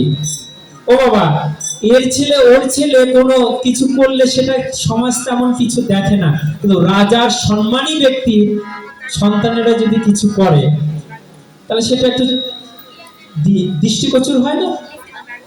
তাই হয় না? একটা সম্মানী ব্যক্তির ছেলে এই ধরনের কাজ করছে, কেমন যেন দেখে মনে হয়। শ্রীমতী রাধারানী রাজার মেয়ে, তাহে আবার কুলবধূ বালা, একজনের কুলবধূ, এত গুণ। তাহলে এই মানুষটা যদি একটু উল্টা পাল্টা করে তাহলে কেমন একটু দৃষ্টিকটু লাগে না? তাই সখী বলছেন, সখীরে দেখ রাজারও কুমারী তাহে বয়সে কিশোরী রাজারও কুমারী তাহে কুলবধূ বালা। এবারে কি হয় অভিলাষে বারোয় লালসে না বুঝি তাহার ছালা। ওরে কি অভিলাষে বারোয় লালসে না বুঝি তাহার ছলা। সখীরে তার ছলা কলা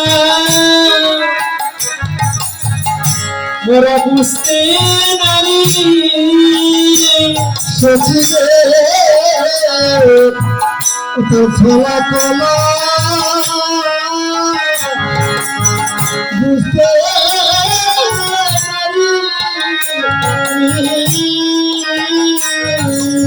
বলি আমিও নারী।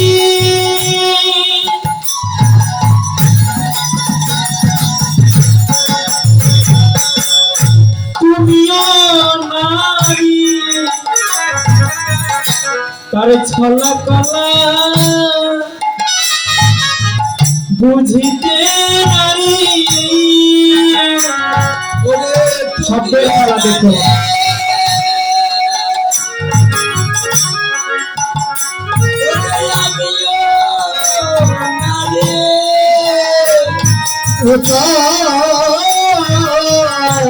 ওটার ছলা কলা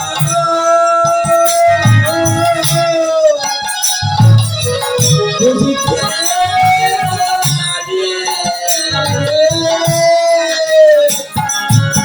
কি বলছেন? আমিও নারী তুমিও নারী, রায়ের ছলা কলা কিছু বুঝতে নারী। আমরা কি করে বুঝবো? বলছে যে আমিও নারী তুমিও নারী। তাহলে কিভাবে বুঝবো সেই রাধারানীর মনে কি চলছে? রাধার কি হইল অন্তরে ব্যথা,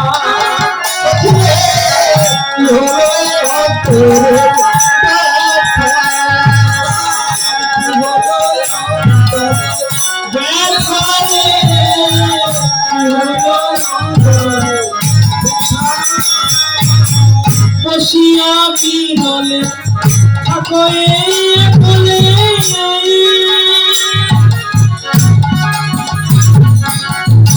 চলে নয়ন তারা রে, না চলে নয়ন তারা।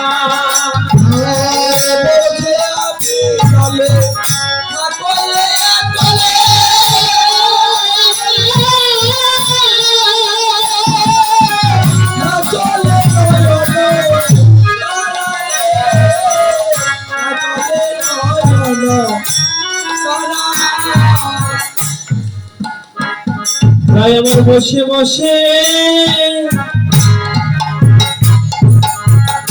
ওরে ধ্যান করিছে,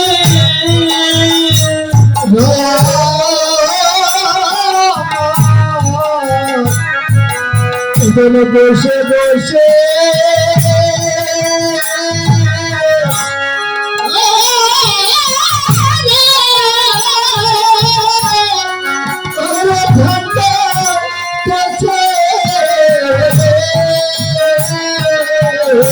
রায়ের পলকা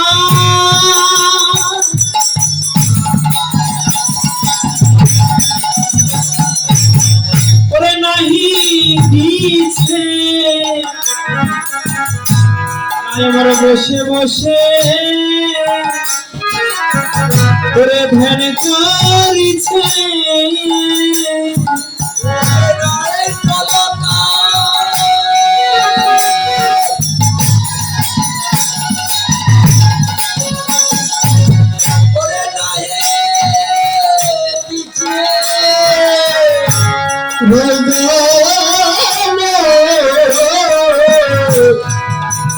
বসে বসে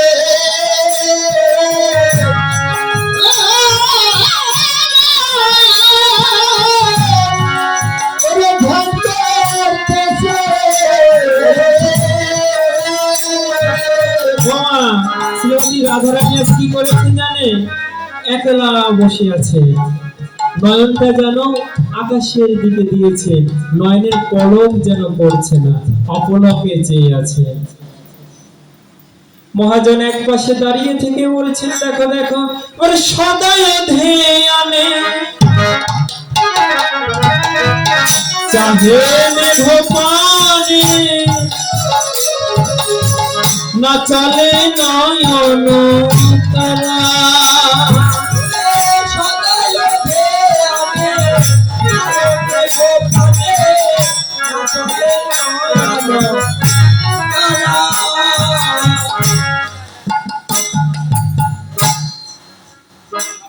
সদায় ধ্যানে চাহে মেঘ পানে, না চলে নয়ন তারা।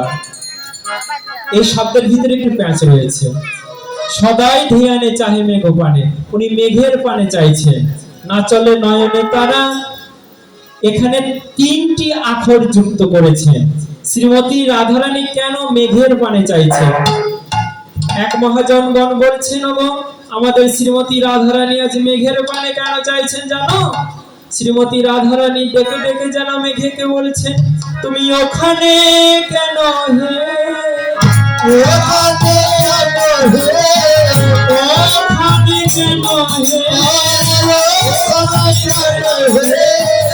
এসো আমার পক্ষে এসো, ওখানে কেন হে, আমার পক্ষে এসো, ওখানে কেন হে, কাকি পরাণ শীতল করি, ওখানে কেন হে, কাকি পরাণ শীতল করি, ওখানে কেন হে।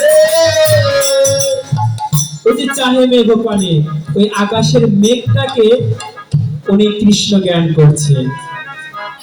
নবমেঘশ্যাম অর্থাৎ শ্রীকৃষ্ণের অঙ্গের বর্ণকে মেঘের সঙ্গে তুলনা করেছে। তাই মেঘটাকে দেখে মনে হচ্ছে এটা মেঘ নয়, এটা কৃষ্ণ। তাই কৃষ্ণকে ডেকে বলছেন, ও কৃষ্ণ তুমি ওখানে কেন হে, ওখানে কেন হে, ওখানে কেন হে, ওখানে কেন হে, এসো আমার পক্ষে এসো, ওখানে কেন হে, আর এসো আমার পক্ষে এসো, ওখানে কেন হে। একটি আখর। আবার ওই কৃষ্ণকে যখন দেখছেন মেঘেতে, তখন কৃষ্ণের কাছে নিবেদন করছেন, কৃষ্ণ হে তুমি ওখানে রয়েছো, তোমার আসতে হবে না, আমি তোমার কাছে যাবো। কিন্তু কেমন করে যাবো? ওর পাখা দাও হে, পাখা দাও হে, পাখা দাও হে, পাখা দাও হে, পাখি হয়ে উড়ে যাও, পাখা দাও হে, আর পাখি হয়ে উড়ে যাও, পাখা দাও হে, পাখি হয়ে উড়ে যাও, পাখা দাও হে, আর পাখি হয়ে উড়ে যাব, পাখা দাও হে। কি বলছে? কিন্তু গোবিন্দ আমি পাখি হয়ে উড়ে যাব, আমায় পাখা দাও। সদাই ধ্যানে চাহো মেঘ পানে, না চলে নয়ন তারা। এবার বিরতি আহারে রাঙা বাস পরে,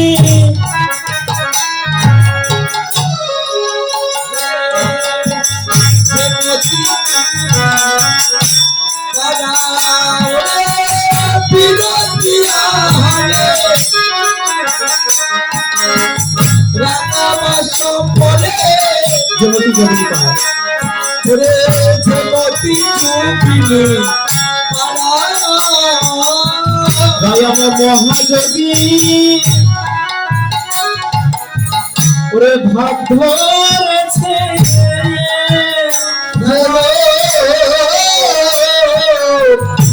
মহাযোগে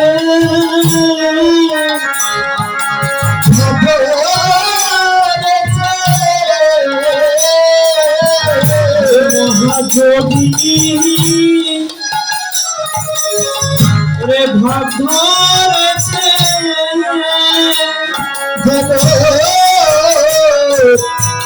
মহাদেব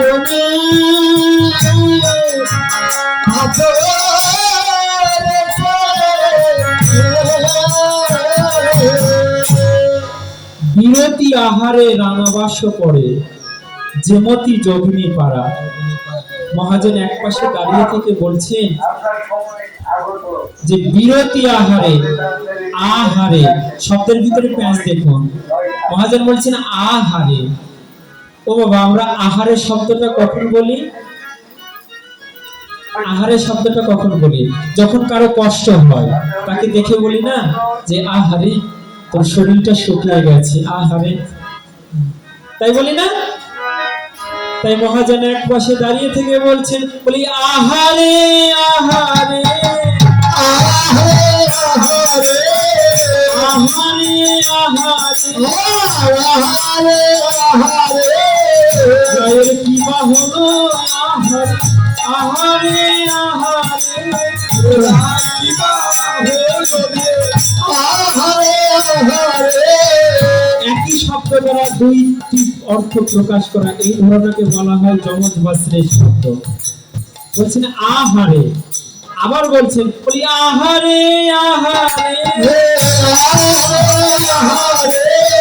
রুচি নাই আহারে আহারে আহারে রুচি নাই আহারে আহারে। এক আহারে বলছেন আহারে কি হলো তো, আবার বলছেন আহারে মানে খাদ্যে, রায়ের রুচি নাই আহারে, বলি আহারে আহারে রুচি নাই আহারে আহারে আহারে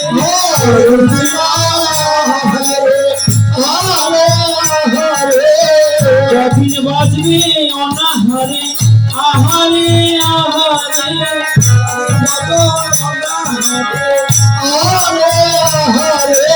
আহারে। রাধারানী খাবার দাবার ছেড়ে দিয়েছে, এইভাবে কদিনে বাজবে? এইভাবে সখীরা বলছে যে আহারে রায়ের রুচি নাই আহারে। তাই বিরতি আহারে রাঙাবাস করে যেমতি যোগিনী পাড়া। এবারে এলাইয়া বেনি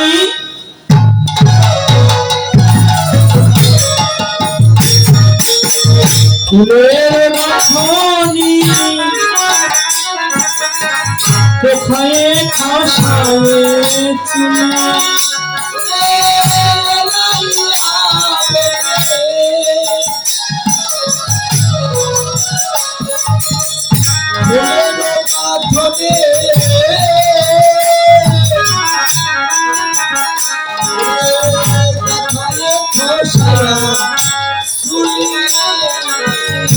তোমার হসিত বদনে চাহনে গোপানে কি কহে দুহাত তোলে খচিত বাদনে মেঘে পানে কি কহে দুহাত তোলে। রায় আমার অপলকে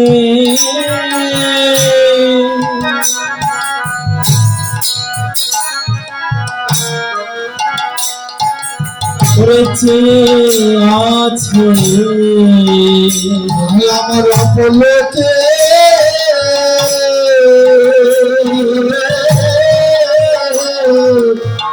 উড়েছে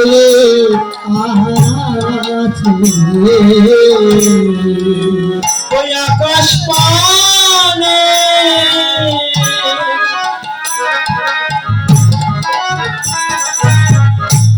ওরে দৃষ্টি দিয়ে রায় আমার অপলকে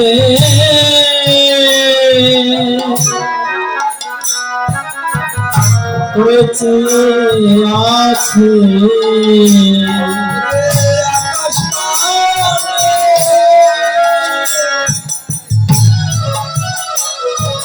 ওরে দৃষ্টি আমার আকাশ পানে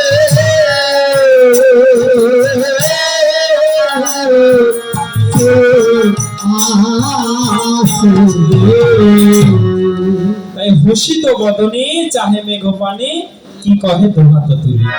আজ আকাশ পানে চেয়ে দুই হাত তুলে রাধারানী কি জানা বলছে। তাই এখন সখীগণ অষ্টসখী মিলে শ্রীমতী রাধারানীকে ঘিরে বসেছে। ও মা, ভক্ত না হলে তত্ত্ব কথা হয় না, বুঝছেন? এই জন্য আমরা গান করে চলে যাচ্ছি, সময়ও প্রায় শেষ হয়ে যাচ্ছে। তো এখন কি সকল সখীগণ এসেছে। সখীগণ এসে শ্রীমতী রাধারানীকে ডেকে ডেকে বলছেন, ওর কহ কহ সুবোধনী রাধে, কহ কহ সুবোধনী রাধে, কি তোর হইল রাধে, কেন তুমি আনমনা দেখি, কেন তোরে আনমনা দেখি, নাহি নখ চিঠি তলে নিয়েছি,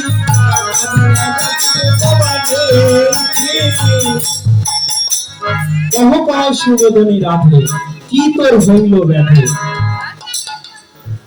শিগগিরি বল তোর ব্যাধিটা কি হয়েছে, কেন নখে খিতি তলে দেখি, কেন তোরে আনমনা দেখি। আর শ্রীমতী রাধারানী কি করছেন জানেন? খেলার ছলে হস্ত দ্বারা মাটিতে অঙ্কন করছে। কাহে নখে খিতি তলে দেখি, তুমি নখ দিয়ে মাটিতে কি অঙ্কন করছো, দেখি দেখি। সখীগণ দেখছেন শ্রীমতী রাধারানী আজ কি করেছেন জানেন? গোবিন্দের নাভির উপর থেকে সম্পূর্ণ অঙ্কন করেছে। হস্তে মুরলি দিয়েছে, মাথায় চূড়া দিয়েছে,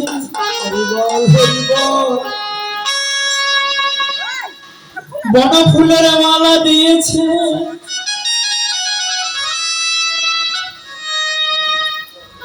সমস্ত আভরণে আভরিত করেছে। ললিতা বলেছেন, রাধে গো,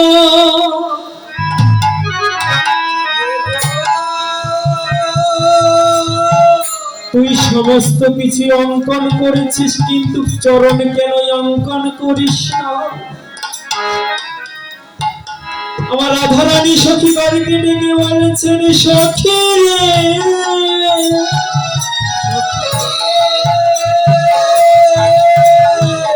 আমি চরণ কেন অঙ্কন করিনি জানি, আমার গোবিন্দ যে বড় চঞ্চল,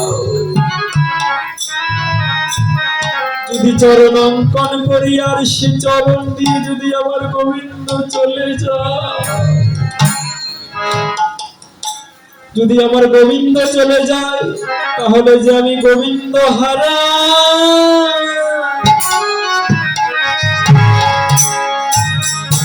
আমি হয়ে যাব, আমি গোবিন্দ হারা।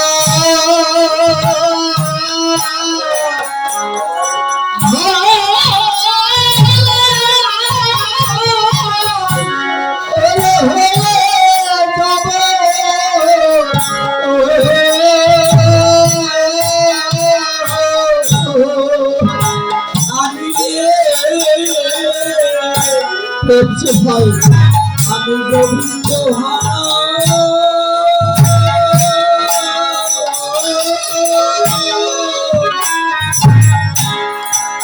ওরে হয়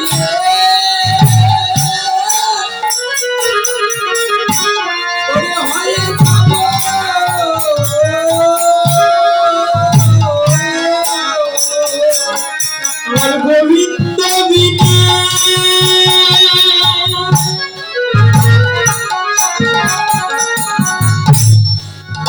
আর কেউ নাই সখী,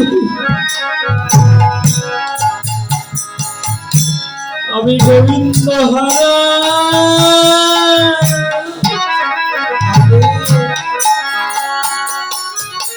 ওরে হয়ে যাব গোবিন্দ বিনে, গোবিন্দ বিনে আর কেউ নাই।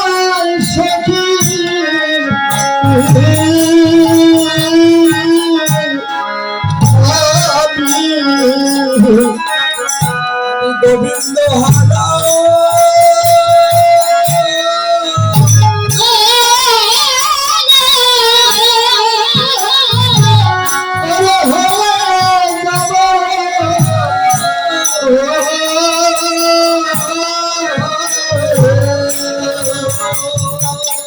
সখীরে, আমি এই জন্য সেই চরণটা অঙ্কিত করি না যে এই হৃদয়ে আমার গোবিন্দ ছাড়া কেউ না। সে যদি চলে যায়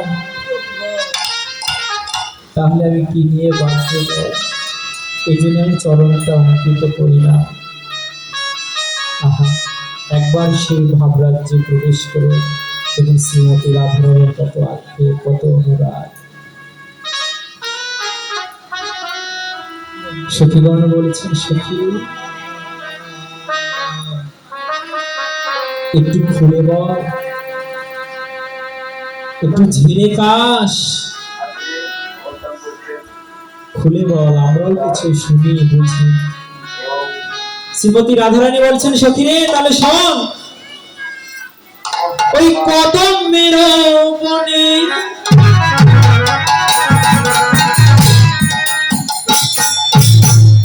থাকে কোন জনে এমন শব্দ আসে,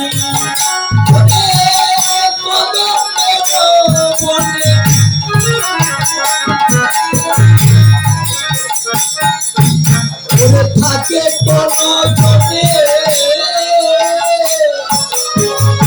এমন শব্দ আসে, এগিয়া চমকিতে মনের হরিষে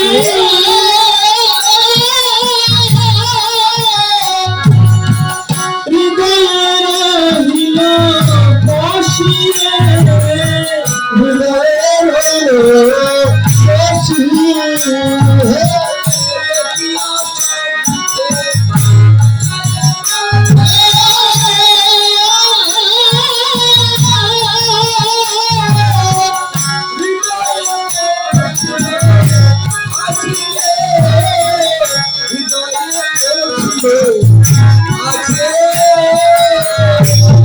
সেদিন হতে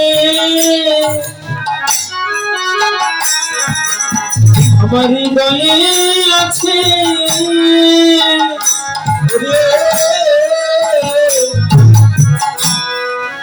সেদিন থেকে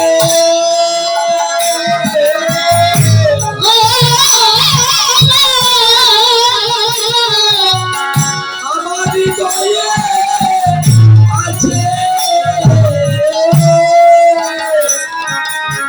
বংশীনাদ,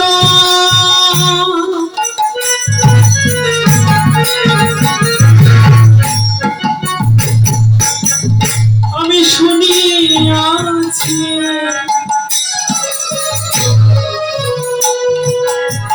এই হৃদয় মাঝে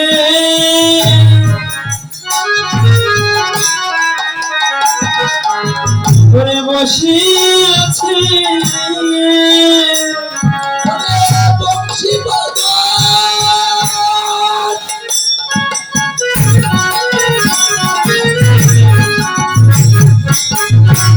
শুনিয়াছে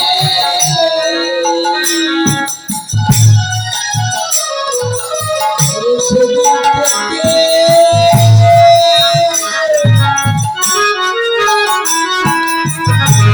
আমার হৃদয়ে আছে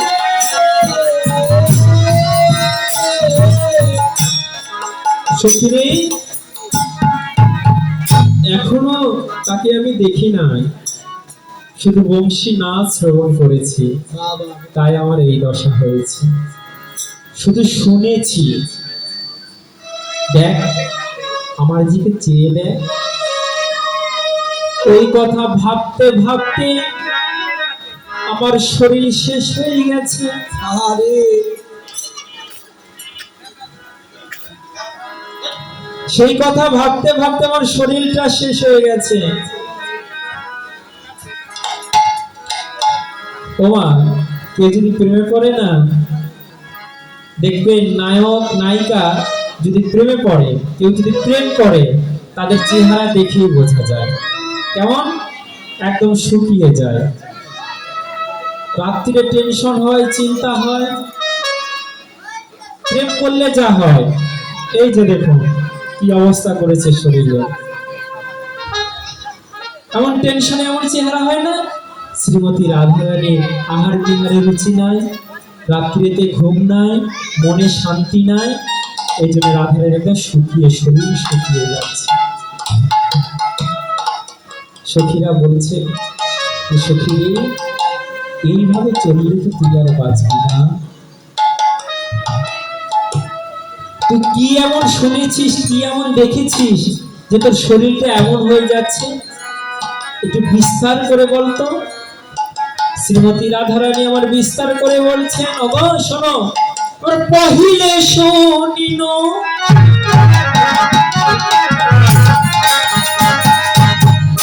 অপরূপ ধ্বনি, কদম কানন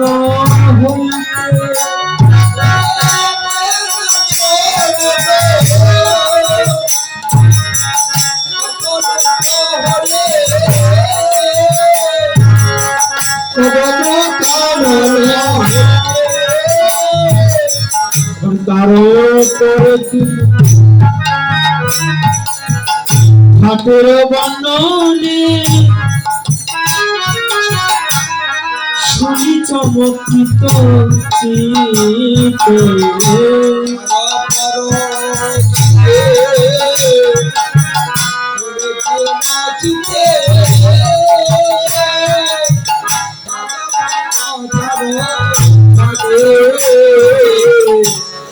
কি বলছে, পহিলে শুনিন অপরূপ ধ্বনি কদম্ব কানন হইতে। প্রথমে আমি ধ্বনি শুনেছিলাম কদম্ব কানন, মানে কদম বন থেকে, তারপরে ভাটের বর্ণনে শ্রবণ করলাম। ওমা, ভাট মানে কি? এখন ওগুলো নাই, এখন এই যে টিভি সিরিয়াল মোবাইল হয়ে ওগুলো সব উঠে গেছে। আগে তো এত বিনোদন ছিল না, তখন কিছু কিছু মানুষ রাধা কৃষ্ণ সেজে মানে যাত্রার মতো মানে ওই লীলাটি অনুকরণ করে মানুষের মাঝে বোঝাতো। আপনারাই দেখে থাকবেন, আপনাদের সেই আমলে তো টিভি ছিল না, আপনারা বলতে পারেন তখন এগুলো সেজে সেজে লীলা প্রকাশ করতো, তাদের ভাট বলা হতো। তো বলছেন যে সখিনী, আমি প্রথমে এক কদম্ব কানন হইতে বাঁশির শব্দ শুনেছিলাম, আর দ্বিতীয়ত ভাটের বর্ণনে কোন এক ভাটুয়ারা এসে সেই কৃষ্ণলীলা অনুকরণ করে আমাকে শুনিয়েছিল।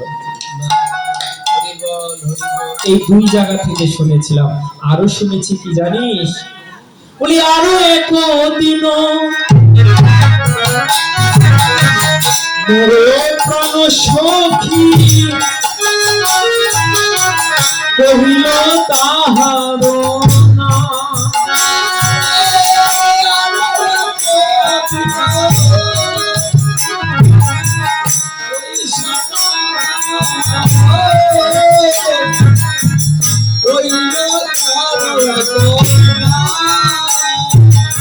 এবার গুণী গুণগানে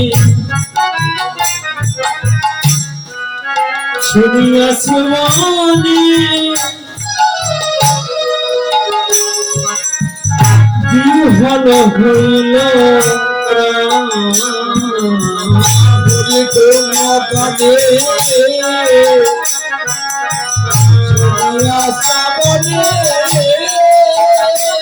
মনে,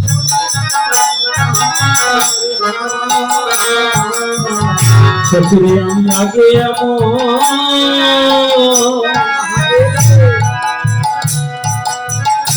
আমি ছিলাম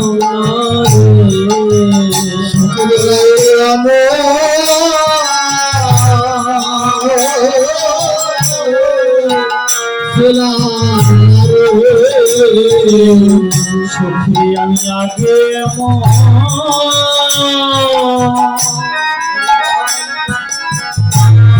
আমি ছিলাম রে, আমি এমন আগে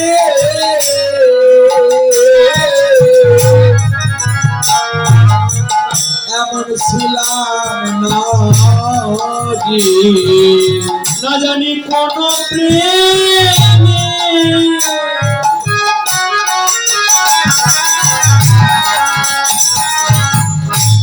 আমায় পাগল করিল।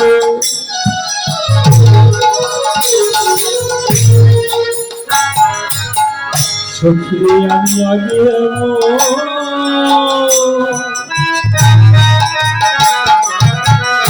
ছিলাম না রে। না জানি কোন প্রেমে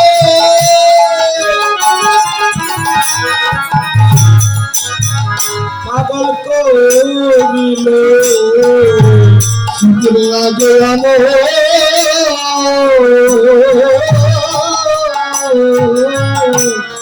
ছিলাম না রে।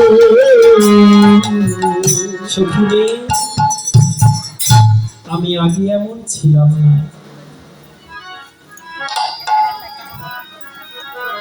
আমি যেদিন জন্ম নিয়েছিলাম সেদিন আমি জন্মান্ত হয়ে জন্ম নিয়েছিলাম। জানিস সখী, শ্রীমতী রাধারানী সখীদের কাছে নিজের জীবন বৃত্তান্ত বলছেন। সখীরে আমি যেদিন জন্ম নিয়েছিলাম সেদিন আমি জন্মান্ত হয়েছিলাম। কে যেন এসে আমার নয়নে হস্ত বুলিয়ে দিয়েছিল। কে যেন এসে আমার নয়নে হস্ত বুলিয়ে দিয়েছিল। তখন তো আমি ছোট ছিলাম, কিছু বুঝতে পারলাম না। যেই নয়ন মেলেছিল যেন নবজল ধরে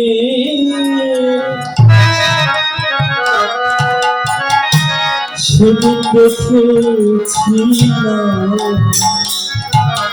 এই নবজল ধরে সেদিন দেখেছিলাম। সেদিন হলো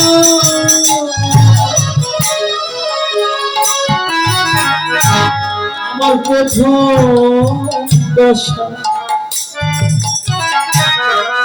যেদিন নবজল ধরে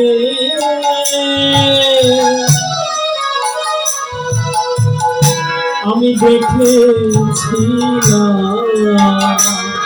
সেদিন হতে এই নবদশা এমন দশা নবজল ধরে আমি দেখেছিলাম।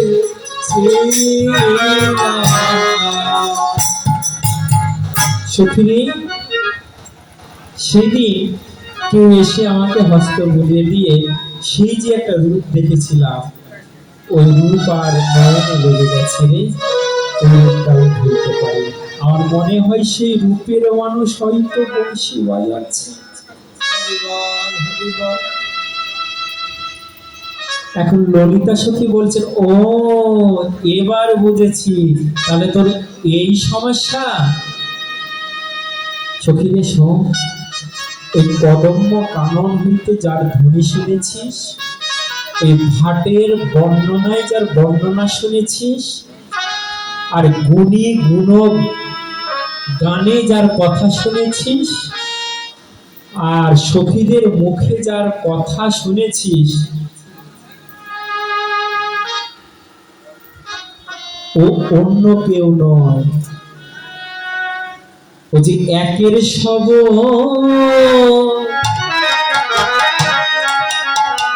ওরে সবের এক রে। একের সব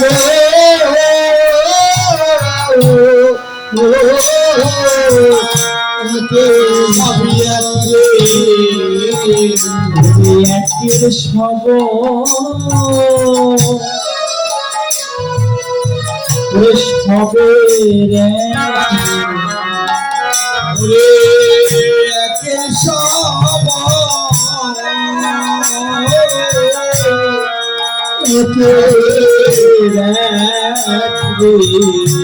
তুই যার কথা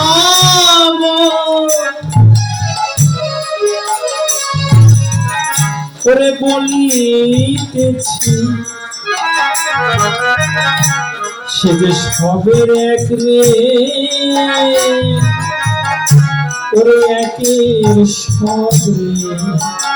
তুমি যার কথা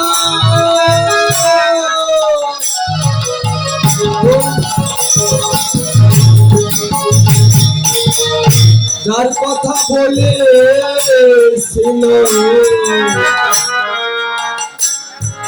সে আছে একার সব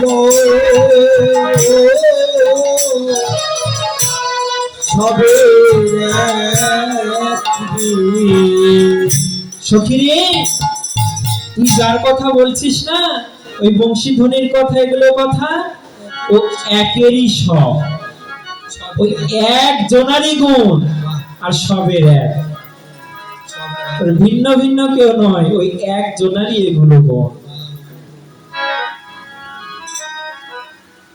তাই ললিতা সখী বলছেন, যাহা এই সময় যদি শ্রীমতী রাধা রানীকে আমার গোবিন্দ দর্শন করানো না যায়, তাহলে গোবিন্দ আর মানে বাঁচবে না। কেন জানেন? শ্রীমতী রাধা রানী এই গোবিন্দের কথা বলতে বলতে একদম অনুরাগের চূড়ান্ত পর্যায়ে চলে গিয়েছে, একদম চূড়ান্ত পর্যায়ে। বলছেন এই সময় যদি গোবিন্দর সঙ্গে একটু দেখা করানো না যায়, তাহলে শ্রীমতী রাধা রানী আর বাঁচবে না। তাই কি উপায় দেখা করা যায়? যেহেতু এখনো প্রেম ভালোবাসা হয়নি, হঠাৎ করে চাইলেই কি দেখানো করা যায়? যায় না। প্রেমের কিছু বৈশিষ্ট্য রয়েছে।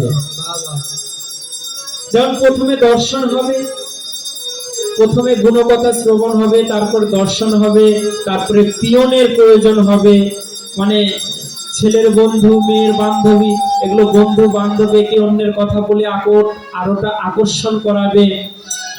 তারপরে একটা নির্দিষ্ট জায়গা ঠিক করা হবে, তুমি ওখানে এসো, আমি ওখানে যাব। এইভাবে তো সম্পর্ক তৈরি হয়, তাই না? এখনো তো রাধা গোবিন্দের এখানে সম্পর্ক কোনো তৈরি হয়নি। তাই শ্রীমতী সখীরা কি করেছে? রাধারানীকে বাঁচানোর জন্য রাধারানীর কথা ভেবে শ্রীমতী রাধারানীর অন্তরঙ্গ সখী বিশাখা ছুটে গেলেন সেই গোবিন্দ দর্শনের জন্য। কেন? যে আমি গোবিন্দ দর্শন করে এসে একটা চিত্রে গোবিন্দকে অঙ্কিত করে আমার শ্রীমতী রাধারানীকে দেখাবো। তাই বিশাখা কি করছেন? ছুটে গেলেন গোবিন্দর কাছে, গিয়ে ওই গোবিন্দ রূপমাধুরী দেখছেন আর চিত্রপটের উপরে অঙ্কিত করেছেন। সেই চিত্রপটটা করলেন কি? বলি আনি চিত্রপট রায়ের নিকট রাখিল কমল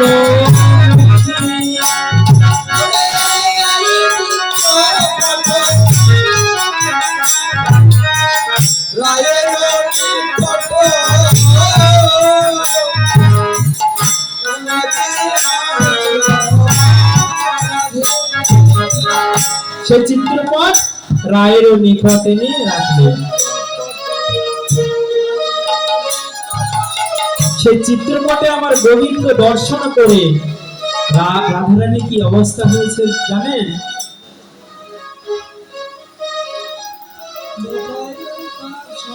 সেই চিত্রপট দর্শন করে রাধারানী আমার বলি মূর্ছিত হয়ে গেছে।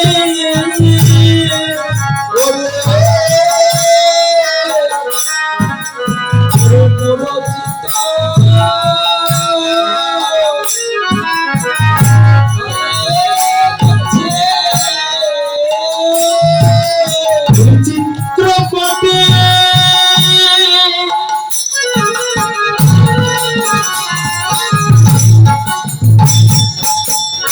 দর্শন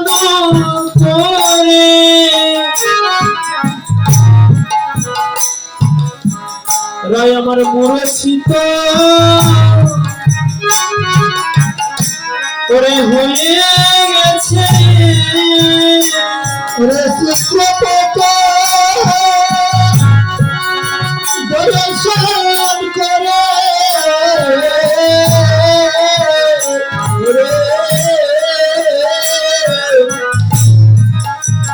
ওরে মূর্ছিত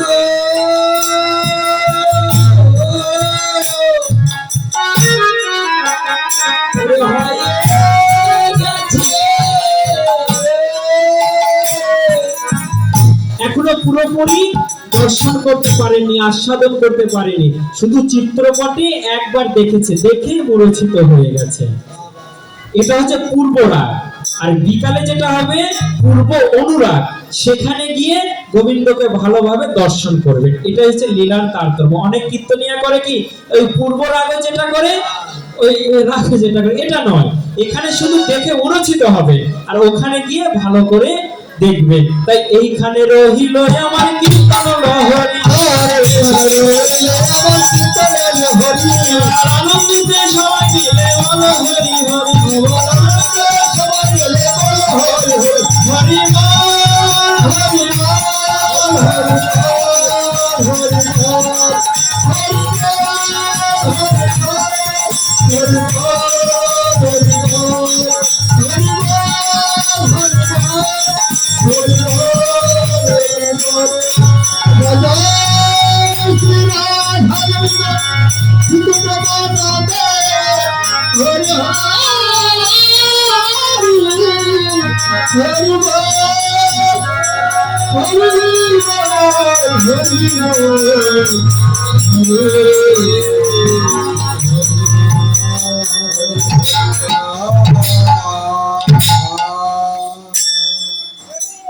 হরে কৃষ্ণ।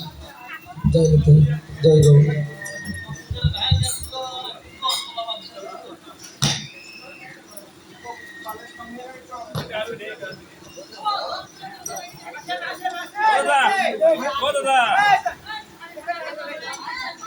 গান ধরে না গান নাম ধরে আসেন এখানে